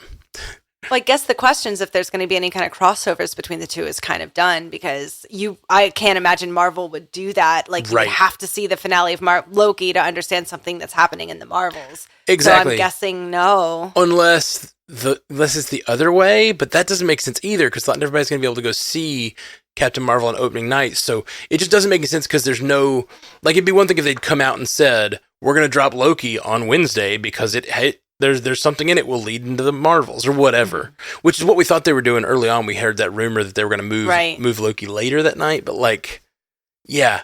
What's interesting, he asked about the alarm that's going off at the end of Shang-Chi, and I think that would be a really cool thing to connect here. Like, it would be awesome. Yeah, I agree. Or even Kang. Yeah. From the quantum the quantum realm, or who knows, you know? Yeah. Oh, gosh, there's so many things, and it's all the exciting stuff that's still kind of kicking around the universe, and a lot of it could connect to this final episode of Loki, and a lot of it could connect in the Marvels. So I'm pumped. Thursday is going to be fun. Yeah. Well, the only thing I'm a little scared about is technically the Marvels isn't supposed to come out till Friday, where we all go to the early viewing on Thursday. So I'm like, yeah, but they know. I'm just going to think that they wouldn't do that. Okay. Yeah, I just don't think they'll do it. I don't think there's going to be a crossover between those two properties. At least not one that like they might have a similar ending or like they might both lead into the same thing, but I don't think they're going to do something that would to make you have to see them in a certain order because they haven't told us which order to watch it in, so that would be silly. Right. If they do, I'm going to be pissed. Me too. If I do it wrong. I'm going to write them a strongly worded letter. I'm going to give them a strongly worded podcast. I'll Shawshank them. I'll write them a letter every day for a year. Up next, Rachel Titsworth, our final Patreon feedback. Hey, girl, hey. I'm going to get into the other feedback. She says, hey, y'all. Hey, y'all. I don't have any red string theories this week. By the way, that was just me. That wasn't me doing just general Southern voice or making fun of hey, y'all. I'm from the South. I do that. I'd say y'all. Oh, but like, I did. Sorry. That was me trying to do my Miss Minutes. Hey, y'all. That was Ashley just insulting us all down here. How dare you? Rachel says, hey, y'all. I don't have any red string theories this week, just some stray thoughts about this episode and hopes for the finale and beyond. Once again, the attention to detail in this show is incredible. From the subtle green and orange tones in the record shop, ooh, that's true, to the little changes in the end credits, letters and casts and crew names drifting off, lines that were straight start curving into branches, etc. Oh, that's cool. I didn't even notice that part. The Velvet Underground song, Oh Sweet Nothing, that Sylvie listens to gave me similar vibes as the song choices James Gunn makes for the Guardians of the Galaxy trilogy. Totally agree. Oh, yeah, 100%. I also liked the song that was playing when she walked into the record store. Love Don't Live Here Anymore. And I wonder if there's any meaning there for Loki and Sylvie's relationship. Since it played right after the bar scene. I definitely think there is. That's a great call. Mm-hmm. I liked how this episode focuses on the importance of the who. So it all comes down to relationships. But even though my heart broke for Loki, he talked about missing his friends and not wanting to be alone. There's a moral dilemma about whether we should root for his friends to stay in the TVA with their original life memories wiped, or if we want them to return to their real lives and leave Loki alone again. I guess if all of reality is spaghettifying, if they don't go back and fix the TVA, then it's a moot point. That's kind of what we were talking about earlier, like the choices. Absolutely. Well, this is interesting because it's like, not just a moral choice, but it's like, what is the ending? What is the happy ending? You know, right? Are you going to just stay and work at the TVA and like become roomies with Mobius and eat pie all the time? Like, I don't think that is going to fulfill you. I think the happy ending for this is Loki learning about friendship and how important it is, but also learning to let go. Yes, like, that would be. Yes. I don't know if that'll happen this season, but that would be a great resolution to his arc, is that he chooses to be alone, or like he chooses that, like, I have done this, I've made connections with other humans, I now have faith in my ability to do that, so I'm going to walk away, I'm going to do what's best for you guys. Find my brother. Yeah. I just wanted to go. Yeah. Like, go find my brother and be with him. Two men and a little lady with love. Oh my gosh, please let there be a Thor 5 with the two of them. Who's the third? No, you gotta have 3 men and a little lady, you gotta right? have 3. Korg, I guess. Oh wait, Korg's just a face. Was it 3 men and a little deity? But they could go pick up Star-Lord. He's, back with his dad. That's true. Oh my gosh, that would be so good. Pratt, him, Chris, and Tom with the little girl. Oh my gosh, it'd be good. It'd be so good. And just like Tom Selleck for some reason. Yeah, the movie that got away from me, man. That little bitch. What do you mean? I was supposed to be in the sequel. I told you about that story. I don't think so. I used to drive up to New York City all the time as a kid. My mom was trying to make money off me as I was the most adorable little child. I looked like the little girl from Poltergeist. And I won Miss Eastern Hemisphere.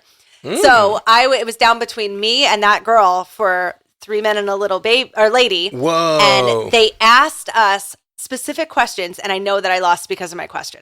They asked me first, and they said, what's your favorite movie? And I went hard with Legend. I'm talking Tom Cruise, Tim Curry, 1986, Legend. And I told them all about it, blah, blah, blah, blah, blah. They go to that little bitch, and she goes, 3 men and a little baby. And I was like, you bitch. They had you in the same room? Yes. Oh, my gosh. They were like, yeah. So what happened was they ended up saying that they picked her because she looked more like Tom Selleck because she had the brown hair. But I was like, well, that's not the point. So, yeah, I lost that role to her. Man, I did not know that. That's wild. My mom was furious. She was like, why didn't you say 3 men? I was like, you didn't prep me. They asked me a question. I told them the truth. Unicorns. Oh my gosh. That's wild. That's wild, Ashley. I had no idea. I know. Well, because of that, and then my mom pulled me out of everything. She was like, well, this is useless. And then, I had won a modeling contract off that and stuff, and didn't get to go. Thanks, Mom. Oh my gosh. That's terrible. Thanks, Mom. That's terrible. No, you didn't have to tell me that story, I don't think. That's crazy. That's wild. I was in the Baby Alive commercial, too. The what? She's real. Remember Baby Alive? And you filled this baby doll up with hot water, and it moved around like a little bit, like a real baby. Can we and they find that on Baby YouTube? Alive. I don't know. Maybe. And post it? Oh, let's find that. Let's find a little Ashley Coffin on YouTube in the Baby Alive commercial. Oh, my gosh. Yes, please. I wish we could find your test footage from 3 Minute a Little Lady. That'd be so cool. Oh my God, I got so far too because I can cry. Yeah, I've always been able to cry for on demand for stuff. So that was a big part of children actors. You have to cry. Yeah, that's amazing. Yeah, it's amazing.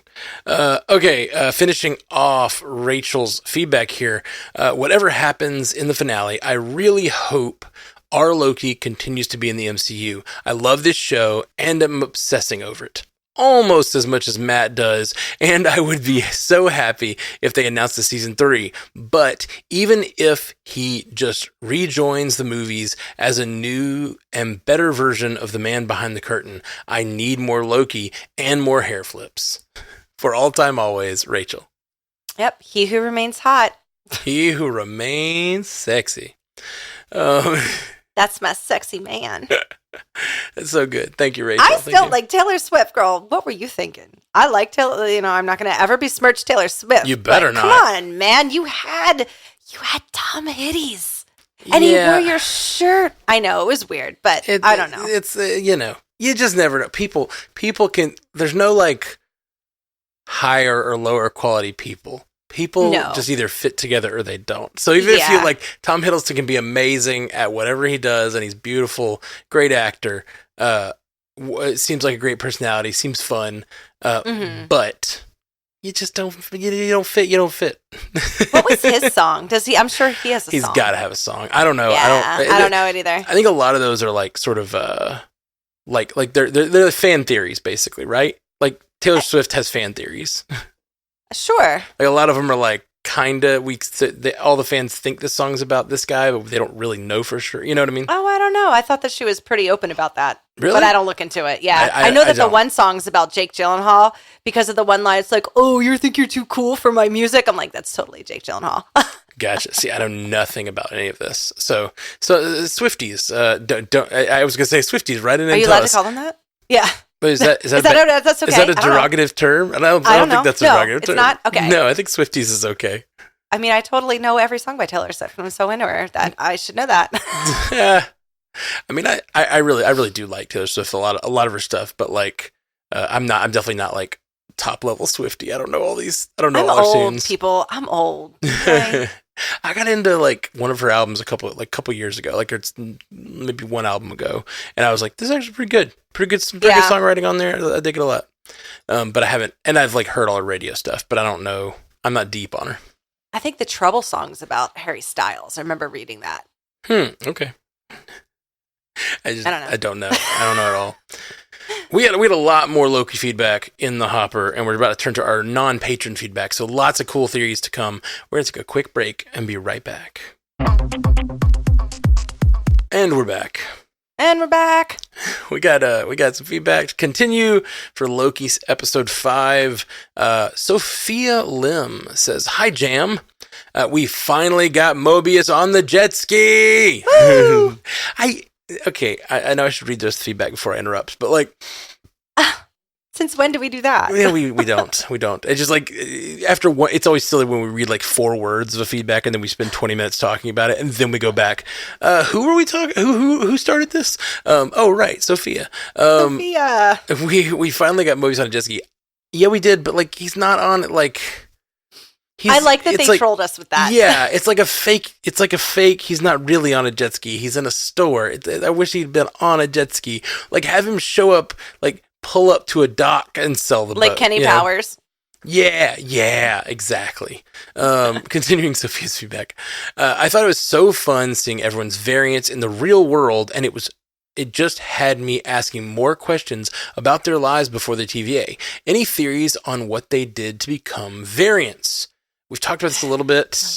Yeah. I think Casey's is that he survived the boat ride from Alcatraz. I think that's my guess. Like, I mean, it does like take sides on a thing that is debated in the internet about whether they survived or not. But like the official story is they died.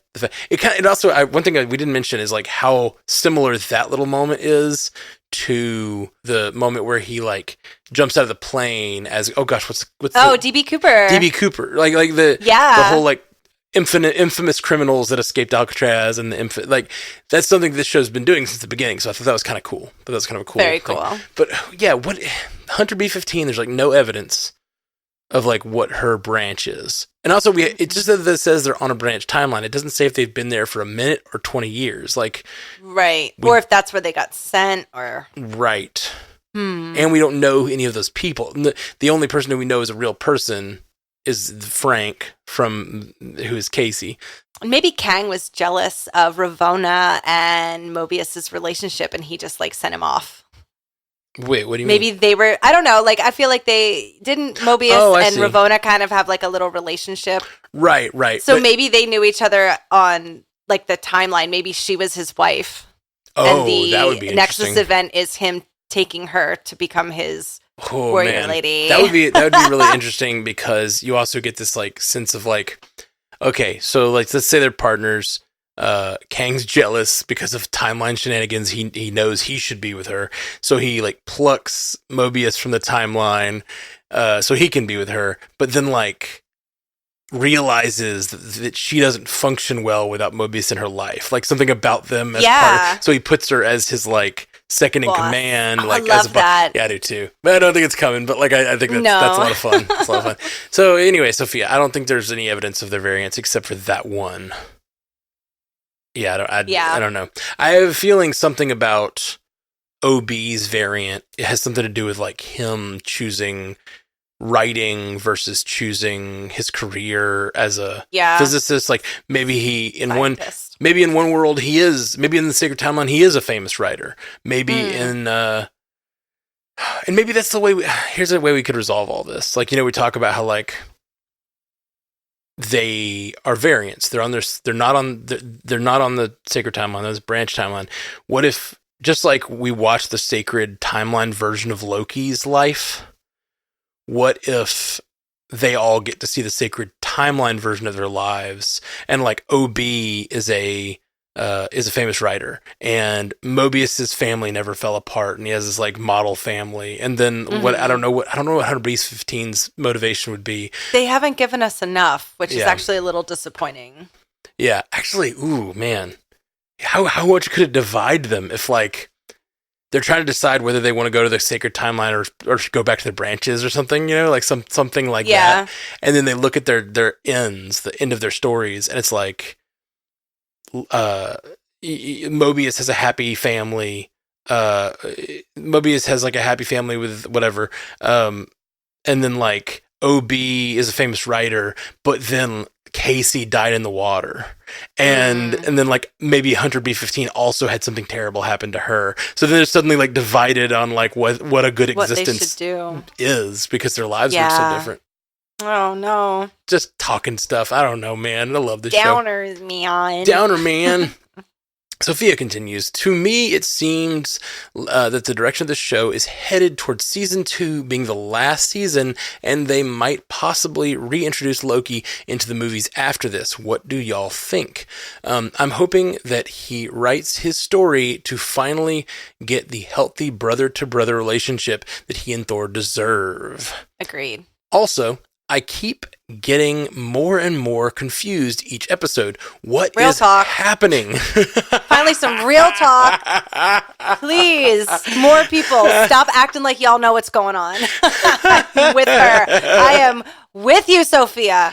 Continue. The complicated storyline makes it so that I can't always tell if the writing is really smart or if they're just making up random shit that they think is cool but doesn't actually make a whole lot of sense. And when B15 and Mobius and everyone started turning into spaghetti, it was giving Thanos snap, and I was like, come on, Marvel, you already did this. Sorry, my thoughts are so jumpy and random. Love the show. Thank you, I was going to say, like the show, girl. I mean, that is what's going on. Everything is very jumpy and random. Yeah, and I think they're being very clever and that they do know what's going on. But they're definitely doing some things that are intentionally like ignoring time travel problems. And they're just doing things like, in this episode, OB says, it's impossible to do that, but you did a different impossible thing, so it's just as likely. And it's like, that doesn't make any sense. And that's what Loki does. It's like, yes, I guess that makes sense. So like, it's very, it's very like intentionally hang a lantern on the fact that what we're doing does not make any sense. And I love that stuff. Yeah, you do. I do. Like I do, because that's why I think they know what they're talking about, because like, they know when what they're doing doesn't make sense, because they hang a lantern on it. In that first episode, he's like, I can hear you. I'm learning what you're saying as you're telling me in the past. That makes total sense, and there's no problems with that. Like, they know what they're doing when they do that stuff. Like, yeah. Which is why I think it's funny. I love it. Continuing on the next one, Angel Capel says, hey, Jam. I love that Jam's caught on. It's pretty good. Hey, girl. Me too. Yeah. I don't remember who coined it, but well done, you. Yeah, absolutely. If you write in again, tell us who coined it, because I don't remember. Sorry about that. Hey Jam, was listening to the reaction pod and you guys wondered what made the crew variants. Since this has all been in Ouroboros, it could be because they left with Loki. Loki showing up and convincing them to go could be the Nexus event. Thanks for all the great coverage. Love you 3000. Oh. Does that make sense to you? It doesn't, and here's why. Oh. It would be cool, but when they go to see Victor Timely as a kid, it says, it's the only time we've gotten this entire season where it says Sacred Timeline. Right. Because before they show up, he's on the Sacred Timeline. Then they show up, give him the thing, you jump forward, then he's on a branch timeline, right? So yeah. Every time he shows up, they're already on a branch timeline. It says it on the words on the screen. So I don't think they'll utilize that particular Ouroboros. But it could have absolutely worked if every time he showed up it had said Sacred Timeline. But they did not. True. I was sold, Angel. It's a great. It would be a beautiful way to make that Ouroboros happen. I like the theory a lot. Sorry to rain on it. Kelly McKim says, hello, pandas. I'm loving Loki season 2. Usually I have so much feedback, but this season, the time travel and general chaos has my mind spaghettified. Yes, finally, people, finally. Yeah, right? Thank you. In the best way, she says. Yeah, I actually organized these this week. I feel like you put them all at the top. They're like, be the people that are confused like me. I'm just teasing you. There was so much feedback, I honestly didn't get a chance to read them all. I was just throwing them in. It's all good. I'm just teasing you. I know. I have no idea what is coming in the finale, and I love it. I really appreciate all the time the writers have invested in these characters and the tiny details that create such a rich, engaging world for the viewers. During your discussion on your reaction cast, you mentioned how each member of the team still had remnants of their previous selves despite the mind wiping. Mobius has his jet ski obsession and general annoyed dad vibe. He sure does. B-15 wanting to be a doctor. Does she want to be a doctor in the TVA? Is that a thing? I do not recall that. Thank you. If that's true, crazy. That's crazy, Kelly. Thank you. How nobody reads OB's book despite multiple copies being available. Oh, that's cute. Oh, that is funny. That is cute. That's great. It is funny to me that Casey was a thief in the first season. His desks were full of Infinity Stones. Totally. In episode 5, he is obsessed with stealing things like the Timpad. What if he has pocketed all those Infinity Stones and put them in his desk just because they are shiny and remind him of loot? Totally. Yep. For some reason, I find it hilarious that Casey may have some klepto tendencies. Because you don't see it from him. He's so nice. I never would have put it together like that until we saw his variant. He has a very similar like OB vibe in season 1 where he's like, I don't know, man. What's a fish? Yeah. Like he just like does, like the whole. He just has such a fun personality. Yeah. It's such a minor detail, but something I have enjoyed mulling over. I love the story. I love that the story is so rich that you can spend time analyzing it every detail. Anyway, I just thought you might share a chuckle over that possibility. I'm loving all your thoughts and commentaries. Laters Gators, Kelly. Totally, Thanks, Kelly. I'm with you, girl. I gotta remember that doctor thing. I need to look back. I wonder if it's after she gets like kind of snapped out of everything and she's having that conversation with Sylvie outside of the Kmart. That's not a Kmart. Yeah, well, she has a few episodes where she's like discussing like what she might have been and like how her life was stolen and like maybe. Did she help anybody who got hurt? Not that I recall. Okay, I don't think so. But okay. She definitely could be like, I've had this soldier. Maybe there's a line in there. I don't know. I'd have to go look. I can't remember. Kelly, write in and let us know. Yeah. Kimmy Pike says, hey, MCU podcast. I am wondering if OB is possibly even more powerful than a magic user, mutant or Kang variant, which is all theories we've discussed. When Loki meets OB on his timeline and tells him what is occurring, OB says, one of my characters has come to life and needs my help. And this reminds me of the Sons of Yorin, his book. Also, OB's lab in his timeline and the TVA are the exact same design. They both have a large piece of equipment hanging from the ceiling in the center, same shelves, and appear to be the same dimensions. What if OB is a world-building or reality-bending powered individual that was just manipulated by He Who Remains? This could explain how He Who Remains overpowered all other Kang variants. B-15 was shown reading his book multiple times, so I am hoping she makes some connections and helps to reveal that what OB truly is. As always, thanks for all you do, Kimmy. Interesting. Very the answers interesting. are in his book would be very interesting. Yeah. And like I like that. I didn't even notice that Hunter B-15 was spotted multiple times reading his books. Oh yeah, the whole time that they're in that thing, she has the book in her hand. That's cool. That's really cool. Okay. That's neat. Okay. I like that theory. And I just think that OB, something is different about OB. But the thing is, like, if this is the branch timeline, then these characters exist on it, and it seems like this is just like these characters are all who they are. This is who those people originally were. So like all the theories about OB, I'm a little nervous that all of them will go by the wayside because he's just this writer / physicist, you know? He's just a smart guy. Just a smart guy. There's real smart guys out there. Truth.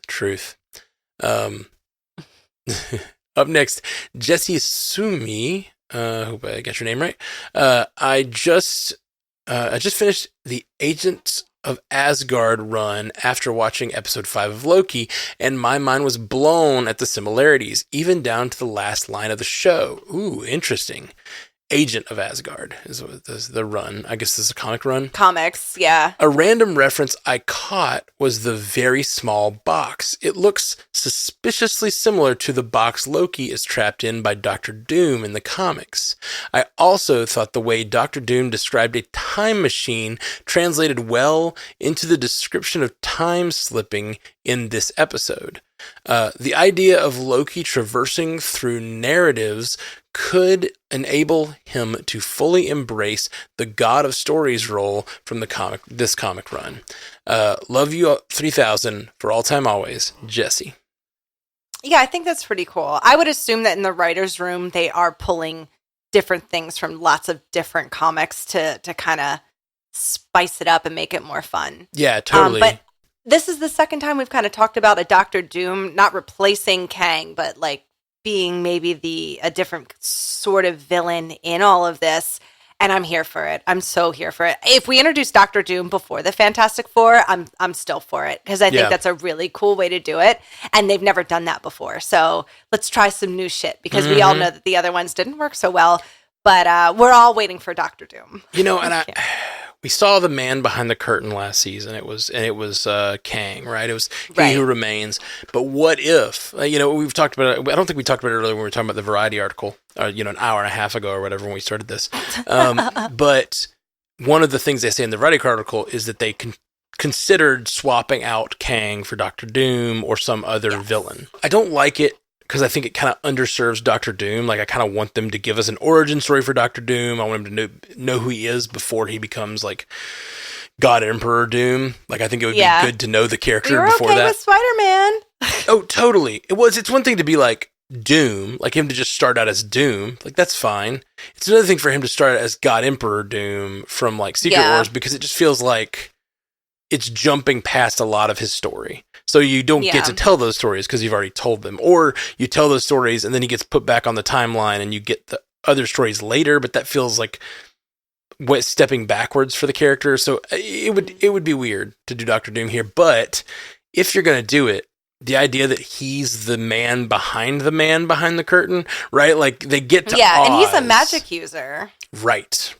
Well, they get to Oz, which is like the Citadel at the end of time, right? Mm-hmm. And then they deal with Oz, ostensibly He Who Remains, but then you find out that Oz was also just being puppeted by a greater power beyond him. You know what I mean? Like, that would be a way of replacing Kang that would feel a little more fitting to the story they've been telling. Yeah. Instead of just like swapping them out or whatever. I mean, all personal feelings about what's going on aside, I hope that they don't have to do it because they did this and they chose to do this story for a reason. And I really hope we get to see what it is. Because like we always say how COVID came in and kind of not ruined, but for a lot of people messed up, the beginning of phase 4 and this and that. It's just, I'm like, don't let keep the outside world out of my fantastical content, please. Let's just keep plowing forward. I need my escapism. Well, the thing that we've seen them facing in this era of COVID and then strikes and then this and that and then like down ticket sales and all this stuff, the thing that we see them facing is kind of what makes it amazing that they were able to pull off what they did before. Like the first 13 years of Marvel content to get all the way to Endgame is so, like, it's not flawless. Not at all. There are flaws. No. But it's amazing that they were able to pull it all together and that it sings as well as it does when you get to Endgame, Yeah. Like, and it absolutely could, like, there's so many problems. So many people could have been like, had cancellations in the midst of all that, or so many directors and writers and actors could have fallen away or messed up or whatever. And the fact that they were able to hold the line and keep the entire MCU together for that long in such a tight way is like really impressive. And there's, that's looking back at it with rose-colored glasses because there's shifts and there's changes in some of the directors and things, but like, it's really impressive that they pulled that together. That entire phase, 3 phases. Yeah. So, I think some of these problems we're facing now are just like sort of regular problems studios have, but it makes it tough when all the things are interconnected. It feels like one thing affects the next thing, affects the next. It's like dominoes are falling, All right, well, it's about time for another break. Do you need to get out of here? How you feeling? No, we only have 6 more. I know. I'm going to go get more wine, though. Do it. Get more wine. We got 6 left. I'm going to go to the bathroom. It's okay. I got some Dream Beam to drink tonight. I'm going to be fine. You get your wine and your Beam Dream Powder. All right. Well, we're going to take a quick break. We'll be right back right after this. And we're back. All right. We got to tell you, like as she said, 6 more. 6 more before we're finished. So, Kyle Barwick says, "Hi, Matt, Jeff, and Ashley. Firstly, we've all been saying since the end of season 1 that the fate of the multiverse changed as soon as Sylvie killed He Who Remains. But it occurred to me, why does his death mean anything? Unless I'm misremembering, I don't think there was an explanation given why that would necessarily trigger anything. In theory, couldn't the TVA agents keep on running the TVA?" I thought it was to keep back the other Kangs from coming in and causing a ruckus, but I might be wrong. Well, it's an answer that is good. I don't know if it will satisfy, but the idea is the TVA is just doing what Kang says, I think, is the idea. And the fact that when he dies, there's no more, like, they've been, as they say multiple times in the first season, they've been just, like, following the sacred timeline that the timekeepers have been telling them. The timekeepers read the flow of time and give them instructions on what they need to do to keep it in line. So... even though they can tell branches are happening maybe or whatever, there's definitely a little bit of logic there that's like, I don't know, like he's been giving them that communication. And the reason him dying kind of immediately makes it happen and it doesn't just sort of slowly happen is because he exists outside of time. So he's been like pruning these things. So when it happens and he is dead, there's no one to give good instruction to the TVA to continue their work. And so all of time just starts unraveling all at once because it's like there's no one at the end of time outside of time because time passes differently, all that stuff. There's no one in a place with no time. There's now no one stopping time from spreading or like stopping the multiverse from spreading. So it's like an uncontained bottle. Like all the liquid just starts filtering out or whatever. I don't know. That's my thinking on it anyway. That's a good Way to explain it. I'm down. I don't know if it is. Continuing Kyle's feedback, though. I'm not sure why suddenly the branches were going out of control when it wasn't him doing the pruning. Was he maybe directing them on every single pruning job? That's what I think is going on. At least him / Miss Minute / whatever AI guiding the hand. They're guiding. They're just his disciples, and he can make decisions about the sacred timeline. The little changes he wants to make, little things he wants to do, and he can do those things. And that's how he's been like perfecting his sacred timeline.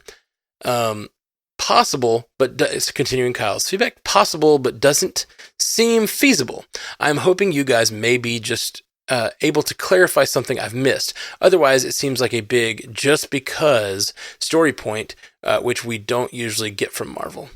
Yeah, so I think the big thing Kyle's saying is like, it doesn't make any sense that he gets stabbed, and it's like you don't... It just happens. It just happens. And I think that really it's a tricky thing because it's like, yes, the mechanism is there that He Who Remains has been instructing the TVA, but also because of the way time works and he's outside of it, as soon as he's gone, all of the things on the timeline are happening at the same time. So it's not like... It seems like a small thing that leads to a big thing, but since time doesn't exist, it's just a status change. It's like there was timekeepers, or there was He Who Remains controlling everything, and now there's not He Who Remains controlling everything, and everything just goes loose. That's the way I think of it anyway. Okay. Secondly, you mentioned in the reaction cast that Loki could become the new He Who Remains, and I had an idea that I really hope is not true, but would be wild.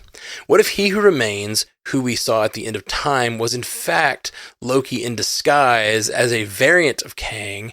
He seems to be on board with the idea of the sacred timeline as a way to protect against the rise of Kang and in support of the TVA. Maybe he's the one who created it. That kind of scheme has Loki written all over it. I don't want it, but I can definitely see it. Looking forward to following along with the last episode with you guys. There are so many potential Ouroboros loops set up. I don't know how they're going to resolve it all in one more hour. Much love, Kyle. Oh, Kyle, baby, this is not going to be resolved at the end of this. I think we might have an ending to, not an ending to any kind of story. I don't think they're going to leave us too wanting, but I don't think half of this stuff is going to get resolved. I agree. And to his last point about Loki, I think that's a great thought, honestly. I don't want it. There's kind of a lot. There's kind of a lot there. Like he's the trickster god. We think about the ending of the first Thor: The Dark World, where he ends up in Odin's chair, but like putting on. Oh yeah. Like this could all be like heading toward that being him in the last episode. So upset. Like I'm just going to be so upset because it's like all the progress he's made. It just turns out that it's just him tricking himself, which he absolutely deserves. Right. Well, and that's the thing is like that fear that he has all this season. He fears this creature. How thematically appropriate would it be? Because he's been like, he's been doing this whole like work on himself and learning who he is, and then if he finds out the thing he's been fearing this entire show has been him, so you know what I mean? So does that make all Kang variants Loki variants then? I don't know. It could be that the Kang dynasty is its own thing out there in the multiverse doing its Kang thing, and then Loki hanging around. Yeah, and Loki, like we talked about a minute ago, with like how there's how it could be the man behind the curtain that we just talked about, like how there could be another man behind the curtain. What if that man behind the curtain is actually a Loki? Oh my God. It could be great. I was so mad. I'm not going to, like, I wouldn't hate it, but I would be really mad.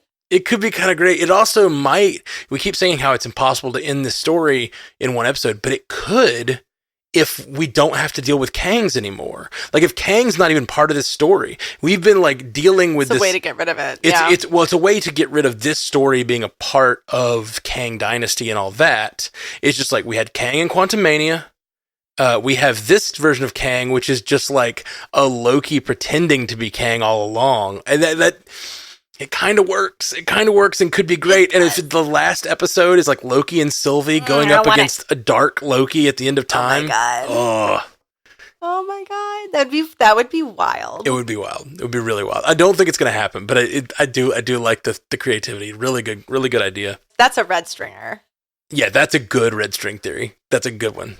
Riley, that's a red stringer girl. Yeah, Riley's been handling our social media, and she's been posting our red string theories on Twitter and every week. So check out the Twitter. Thank you, Kyle, for that great theory. I love it. Up next, Julian Kiss says, that's a great name. That's a very rock star name, Julian Kiss. Yeah. Hey, I'm finally writing in again, and I just wanted to say, I wonder if I said that last time Julian wrote in. It's a very rock star name, Julian. And then like Probably. 2 years later. Anyway. Well, apparently something happened, because keep reading. Okay. I really didn't expect the Arnold accent you gave me the last time, but it was hilarious. Oh, he must slightly remember, but do you remember why we did it? No, I don't. I think it was, he must have been Austrian or something, and we went for it. He was like from Austria. We're like, we've been giving it to Arnold. Yeah, Julian Kiss. Yeah, from Austria. I also don't remember who did it. So either it was probably both of us. Either we apologize, Julian, or you're welcome. Well, now you have to. First of all, I love the season series so much. Goodness. Continuing Julia's feedback. First of all, I love this series so much, and this episode killed me. But the reason I'm writing in is that you guys keep coming back to maybe HHR, He Who Remains, which is HWR, actually. Maybe not in Austria. Yeah, maybe so. I've been seeing HWR, so I was like, HHR, what's that? I was like trying to think of like who that is. Well, you saw my mistake. I made myself laugh so hard with hashtag all lowercase She Who Remains. There's just one word right in the middle, and I never noticed it, and it just says whore. Oh, yeah. Now I get why everybody does capital H-E, capital W who, capital R remains. Because if you don't, there's one very specific word that just sticks out and smacks you in the face right in the middle, and I laughed myself sick about it. Okay, back to Julian. But the reason I'm writing in is is that you guys keep coming back to maybe He Who Remains is right, but that just can't be the case or the solution of everything. It would be so wrong. What would that mean for variants like Sylvie, who are wrong for just being born the way she is? And it really takes all this pruning, killing, and destroying for the multiverse to exist, then maybe it should just dissolve into nothingness because all the cruelty is not worth it. Also, did you notice how Loki fixed his hair and clothes before he went up to Mobius the second time? Is there something going on? I'd love that, but I'm also still shipping him with Sylvie, so I don't know. Love you 3000, Julian. So I wrote back to Julian, and I was like, if you're going to go tell somebody something crazy, it's best to not also look crazy, but also I completely ship that too. Yeah. If Mobius and Loki want to open a tea cake shop, I'm down for it. I did notice that in that scene where he like fixes himself and kind of like just adjusts himself to walk up to Mobius. It was how crazy do I look right now? yeah, and it could be something. But I agree with Julian completely. But that is the moral question. It's like because the thing that He Who Remains says, and if he is right, it's like, I completely agree. It's horrifying if he's right, because it does. It's like all the stuff about killing killing so many so that some can survive.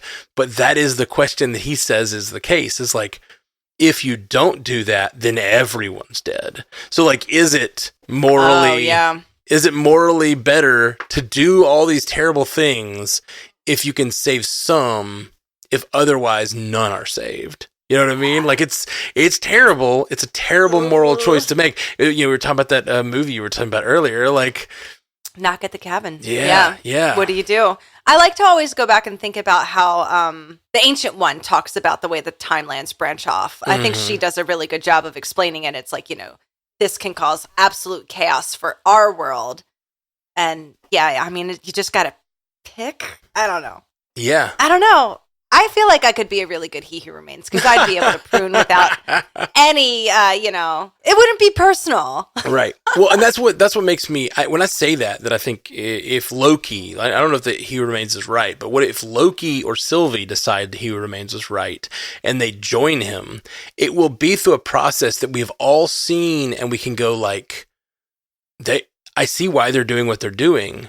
It's terrible, but I understand their characters and why they're doing what they're doing.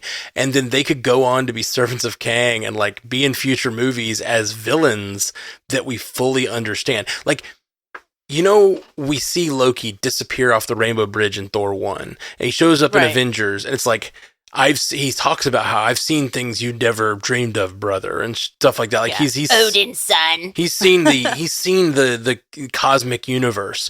Like, what if we get that scene and it's like Loki coming back again to do another villainous thing, coming to conquer the universe in some way, and his brother has to come face to face with him, and we see it from Loki's side though. We're like, he has seen the multiverse and he knows what he's doing. It's terrifying and he's doing terrible things, but he's doing it because if he doesn't, the world is over. Like, I'm not saying it's right, but I understand why Loki would make those decisions, and that's what's so fun about it. Yeah. Oof. It's crazy. Up next, William Rose says, "What's up, pandas? It's Will here from the Blurred Wire." So, not gonna lie, Ant-Man and the Wasp: Quantumania ruined a lot of my Kang theories.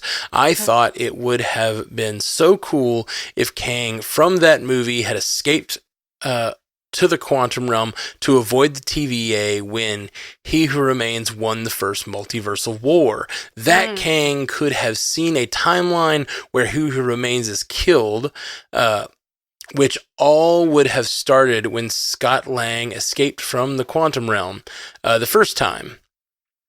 I was hoping we'd get a huge reveal that Kang was the one who helped him escape to set in motion the events that would kill He Who Remains so he could escape the quantum realm and win the war. And Scott just didn't remember it. Kind of like how Janet put an antenna in his head. Kang could have put the idea to use his size enhancer in his belt to grow out of the quantum realm. The beacon that Shang-Chi's ring set off could have been Kang's technology that altered him, that He Who Remains is now dead, or that alerted him that He Who Remains is now dead. I like that. I like that. A lot of people keep coming back to that. Yeah. Mm-hmm. I'm sorry, he has size enhancers in his belt. What? Sorry, this is an echo. It's not MA yet. Keep going. No, this is still the PG. Don't PG say version. Stuff like that. I am a version. 7-year-old boy. Let's see. The beacon that Shang-Chi ring set off could have been the Kang's technology that alerted him that He Who Remains is now dead. And I thought in Loki season 2, we'd see Loki find Victor Timely to gather a council of Kangs to keep Kang from winning the multiversal war.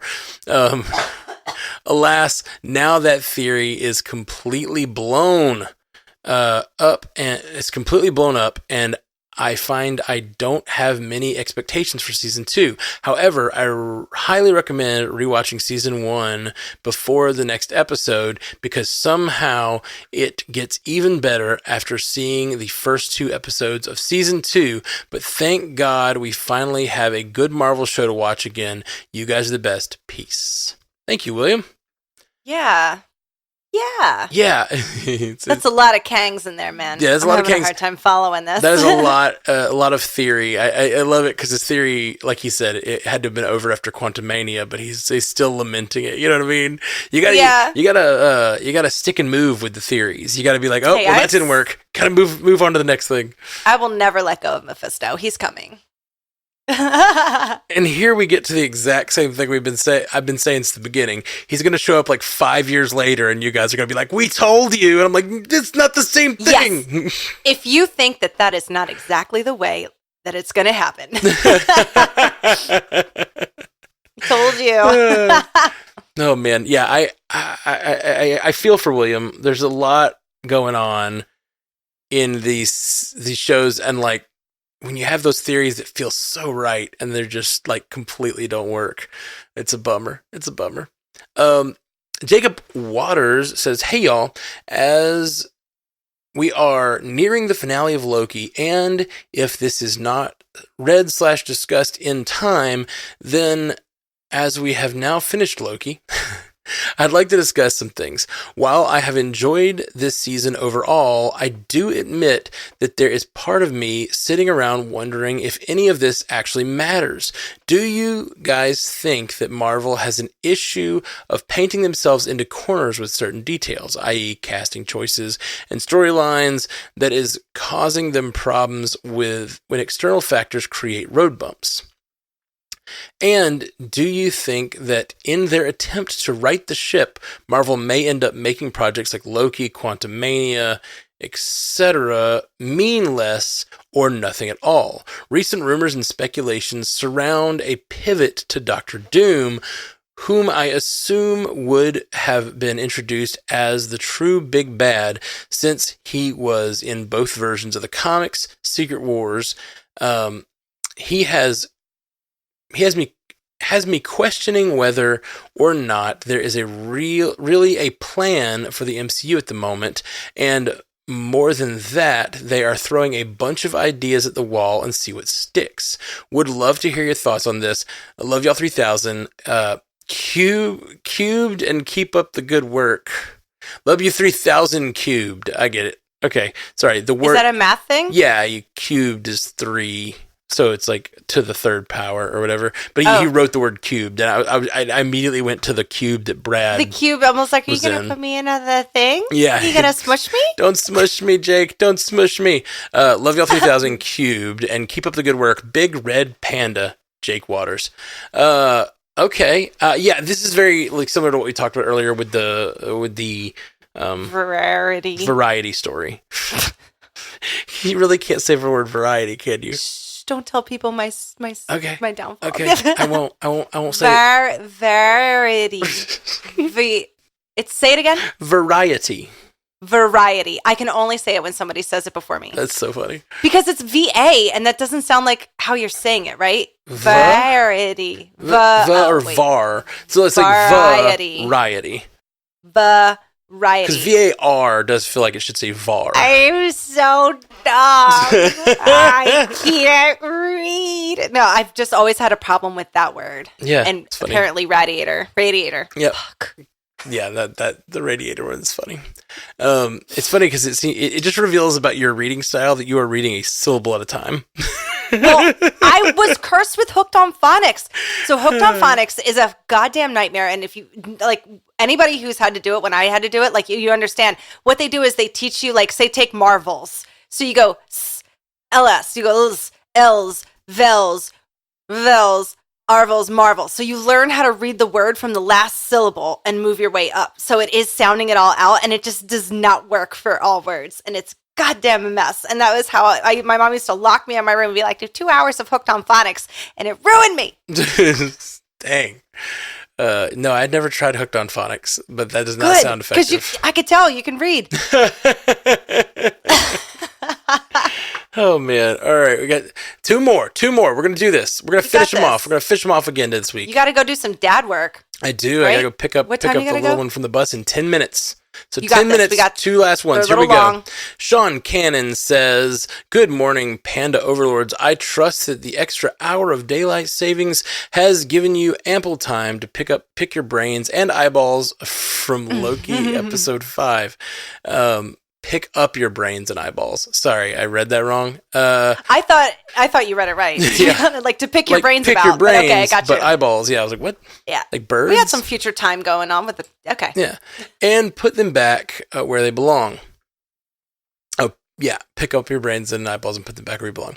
I know you are probably super swamped with the finale of Loki and the premiere of the Marvels looming. See what I did there? Looming, I get it. I didn't until he said that. But wonder if you guys, I've had the word loom come up a couple times this week, and every time, it's weird. Yeah, it is weird. I don't know why. I don't know why loom keeps coming up, but it has. It's weird. But wondered if you guys had thoughts on the official response cast to the now infamous Variety article that is inferring MCU is essentially buggered. Feel free to replace the appropriate colorful adjective that won't ruin your podcast rating. Go back an hour and a half and you'll see what we think about that. Yeah. We definitely talked about that a lot. Given your investment into Kang, how would you feel about a pivot to Victor Von Doom or a recast? If we go with the mutant angle, do you feel they should come hot out of the gate with Magneto? The amount of rumors flying around now are overwhelming, but I'm sure your pure enthusiasm and optimism will make some exciting casting content. Postscript, P.S. Wouldn't it be wild if OB wound up being the Beyonder for Avengers Secret Wars? Beyonder. 3,000. Cool. My casting will stay the same. I think that of all the things that Fox messed up, what they did get right was Michael Fassbender as Magneto. I know we had the whole Denzel Washington thing, and I would love that. I just think he's a little old now. But Michael Fassbender is just such a good Magneto. He is. He's just, bring him back. Well, and you can bring him back, and you bring him over from the other universe. That fixes all the problems of, the time and everything. He's just from the other universe. He comes on in. Yep. But you could also do an Ian McKellen thing, too. Like, you could bring them both in, and you could have younger and older Magneto, and, maybe Days of Future Past. Yeah, or Ian McKellen could play, a Magneto who is the big bad, and then you have a younger, scrappy Magneto who's, trying to, take down the older version of himself. You could have all kinds of crazy, fun stuff like that. I'd love it. And, that could be a lot of fun. But, as for just generally... I think the Variety article is overstating the case a little bit. Marvel has clearly had some missteps, but I think that Variety article and that MCU, the Reign of the MCU book, kind of came out at a time where it's okay, Secret Invasion was bad. And I'm just saying that now. Secret Invasion was bad. I did not like it at all. I think it was kind of terrible in some significant ways, which is a real bummer because I really wanted it to be good. So what does that mean for the MCU and all these, these think pieces are being written about the fall of the MCU? And I just think we've had terrible movies in the MCU before. Clickbait. It is. And it's just really catching fire though. And it really kind of annoys me because I think that the MCU, I don't know. Here's what I'll say about it. People love an empire falling. They do. And also, it's a huge story if the biggest movie company in the world is suddenly brought low. And it kind of is. But it's kind of fitting with a lot of other franchises that are down. We're just kind of figuring out how the industry is going to work now. I don't really care if they make billions of dollars. If they decided to make the MCU on a more budget-friendly, in a more budget-friendly way, but continued great storytelling, I'd be okay with that. Instead of making billion-dollar movies that cost $1 billion to make $100 million movie. Pay your FX people. Don't have them working without overtime. Do the right things, and then everybody will be happy with what they're doing. Which it seemed like with the first phase, everybody loved working for Marvel. Mm-hmm. Everyone was enjoying everything that they were doing, and that's why we got. But lightning striking twice is so difficult. Mm-hmm. To be able to keep it going for another 10 years, the way comparing it constantly to the first run, that's a big problem. No, I don't think anything's ever been able to do. Look at Star Wars. Look at all the stuff. I mean, think about all the hatred. Mm-hmm. Just now, people are being nice to Hayden Christensen after how he was in the first, Star Wars. People hated it. Y'all hated it. And you were mean about it. And now you're eating your words that he's back and being nice. You just got to think, what are you going to think about this stuff in another 10 years, Yeah. Just let it simmer, people. Well, and the problem is they're making so much content that it'll be hard to revisit. And that is an issue. I think that, even the sequel trilogies and stuff like that of Star Wars, you prequels particularly, you can go back and revisit in, a weekend. You know what I mean? It's a little harder when you're do I want to revisit Marvel? Oof. That phase 4 that's a lot of content. It's as much as phase 1 through 3, and I didn't like it. So maybe I won't watch all of it again, and then you never get that revisiting potential. Yeah, Secret Invasion. I don't see myself ever watching that again. The little Marvel girl, Miss Marvel. That was worth a oneer. Yeah. Right. There's some shows that you're not going to rewatch. And for people that feel like they're out and they don't feel like they're going to give it another chance, like it's going to be hard to find the time and resources to rewatch it all over again. So, yeah. But I generally think that this is going to be good for Marvel. Like them having been punched on the chin and them having to reevaluate. Yeah, they're just going to have to. It's Rocky 1. Get your shit together. Not everybody can win. Yeah. And the great thing about it is the MCU can exist on lots of levels. It could be this big billion-dollar franchise, or it could make like really good.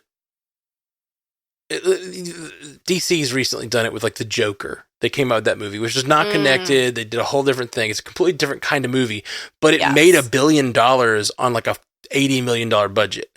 And like, that's the kind of thing that Marvel could do again. They feel like they're down and out because they're like shooting to make $1 billion movies. And right now the market is not asking for $1 billion movies. So they're going to need to scale themselves, which means less VFX, which means maybe paying your VFX people right, but just having less shots in a movie. It means more ground level stuff like Defenders, like those things are so and good. We love that. We love Captain America, Winter Soldier, give us that. Absolutely. And less big CGI endings and more like, I'm ready to get the hell out of space. I'm not going to lie. Yeah. I'm ready to go. I'm ready to come back. I feel that, but I also I just think when it's done well, it's done well. When it's done bad, it's been bad. Well, I mean, what do you talk? What space thing has bothered you? It's just like it's so much stuff is just in space. Like that like Captain America Winter Soldier was like my favorite of all of the Marvel movies. And we've just ever since I feel like with Guardians we went off into space, we've really stayed a lot in space. Like a lot of stuff. Like even I would say like the TVA is off space and time. Right. Mobius is his space name after all. Yeah. And that's why like Echo, that trailer felt so fresh, you know, like so sweet and fresh. And I'm like, that is what I'm missing, which is why I can't, I'm waiting for Daredevil or Blade or whatever we were going to do that was going to ground us a little bit and bring us back down. What's the one with all the villains? Thunderbolts. I can't wait for that. I love the space stuff and I love the multiversal stuff. And I understand that it's a leap for people because it's science fiction. It's a little different. But I think that more than it needing to be smaller, it just needs to be more focused and character driven. Like Guardians is all cosmic, but it feels like a small story about this little family. And I have Guardians is my favorite. I have no problems with Guardians is wonderful. And I just think that if they were telling those kinds of stories, and I think for the most part they are, I do feel like some of the stuff that is going cosmic that doesn't need to necessarily, I mean, Thor is inherently cosmic, but he was pretty grounded for the first few movies, and now he's just out tromping the galaxy, and it does feel a little aimless, maybe. Yeah. We have no idea what Captain Marvel's been doing. Setting, I just think the setting just doesn't bother me. It's the how well they portray the characters, I guess, is all. We got one more, and we got 5 minutes left, so let's do this. Brian Klonowski says, hello, branched variants of Ashley, Jeff, and Matt. Oh no, we're branched now? I guess so. It makes sense. This is more of the connection. This is more of a connection than a theory. In episode 5, when OB is shown on his own, albeit branched, timeline, he tells Loki that he teaches theoretical physics at Caltech. His name on the book is something like A.D. Doug, Ph.D. Hard to make it out exactly on the book, including at the end credits earlier in the season when they show the one book. Did they show one of those books earlier in the season? I didn't know. Or maybe is his name at the bottom of the TVA book? But it wouldn't be Doug. No, it would be Ouroboros. So interesting. Interesting. Okay. Anyhow, besides Caltech being the employer of the 4 main male characters and Amy on The Big Bang Theory, including physics professor Sheldon and Leonard, it is also the place where Bruno gets a scholarship. Someone mentioned this earlier, to study at the summer or a semester, and is about to leave at the end of Miss Marvel, when he tells her she's a mutant. Additionally, in the comics at least, I had to look this up because I was a little hazy, since it's been a long time since I routinely read comics. Caltech is the alma mater of Bruce Banner, Mr. Fantastic, and Goliath. Now, Bill Foster, aka Goliath, is teaching at a college in Ant-Man and the Wasp.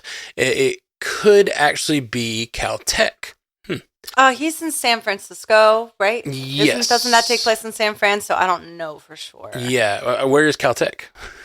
It's in California. Right, which also is San Francisco. Is it San Francisco? Yeah, but it's not like, let me see. I don't know. I don't know where Caltech is located. Pasadena, so not San Francisco. Okay, but probably not too far off to be able to like visit there in an Ant-Man movie. So it's possible. Although I don't think they ever say. That seems to be a bit of a stretch, though, as the Pyms and Lang were a bit of a time crunch in that movie, and Pasadena and San Francisco are 385 miles apart. Yeah, that's 6.5 hours away from each other. Or over 5.5 hours of driving, probably longer with California traffic. Still, it will be interesting to see if these connections start coming together more, as that seems to be more than just a coincidence. Maybe they'll show Bruno reading one of Obi's work, like he was reading up on Eric Silvig at one point in Miss Marvel. Love you all 3000 in every universe for all time, always. I do love that idea of, like, we saw him reading Selvig's material, and then we could see him reading an A.D. Dunn, like, sci-fi book in one of the, like, Miss Marvel things. That would be really fun. That'd be very cool. That's interesting that a lot of people keep going back to Bruno because I think they expect there to maybe be some kind of crossover with the Marvels. Yeah, well, there's that, but it's also just the Caltech thing. And I think, unfortunately... It's just like where all the smart people go. Yeah, exactly. I think it's just like, let's pick a smart people techie place. And so they're just going like Caltech. And I think that's probably even why it's that way in the comics. It's just like they needed to pick something recognizable that where people could go in the comics. And they did that there, and they're doing that here. And it just kind of causes for all the speculation.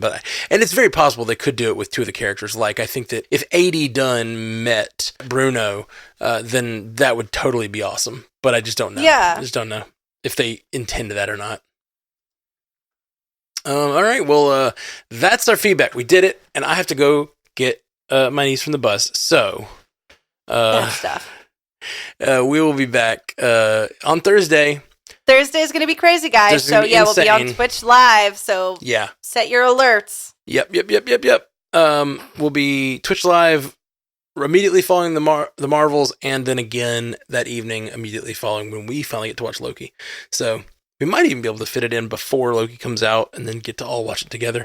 I don't know. I think that we will, because it's only an hour and 40 minutes or 45 minutes. Oh, that's right. It's the shortest Marvel movie ever. Yep. That's crazy. Yeah. So I think we can totally do it. All right, guys. Well, we'll be back soon. Peace. Until next time, true believers. Hey, you just listened to the Marvel Cinematic Universe podcast from Stranded Panda. I really hope you liked it. Let me just say a big thank you to all of our supporters on patreon.com/MCUcast. You are the lifeblood of our little operation here, and a huge thank you to our insanely generous Illuminati tier patrons, Walter Kreisky III, Lieutenant Bongo, and Jazz Viz. You guys are amazing. If you'd like to see our beautiful faces, you can catch a video version of many of our episodes at youtube.com/strandedpanda. Love you 3000, my friends.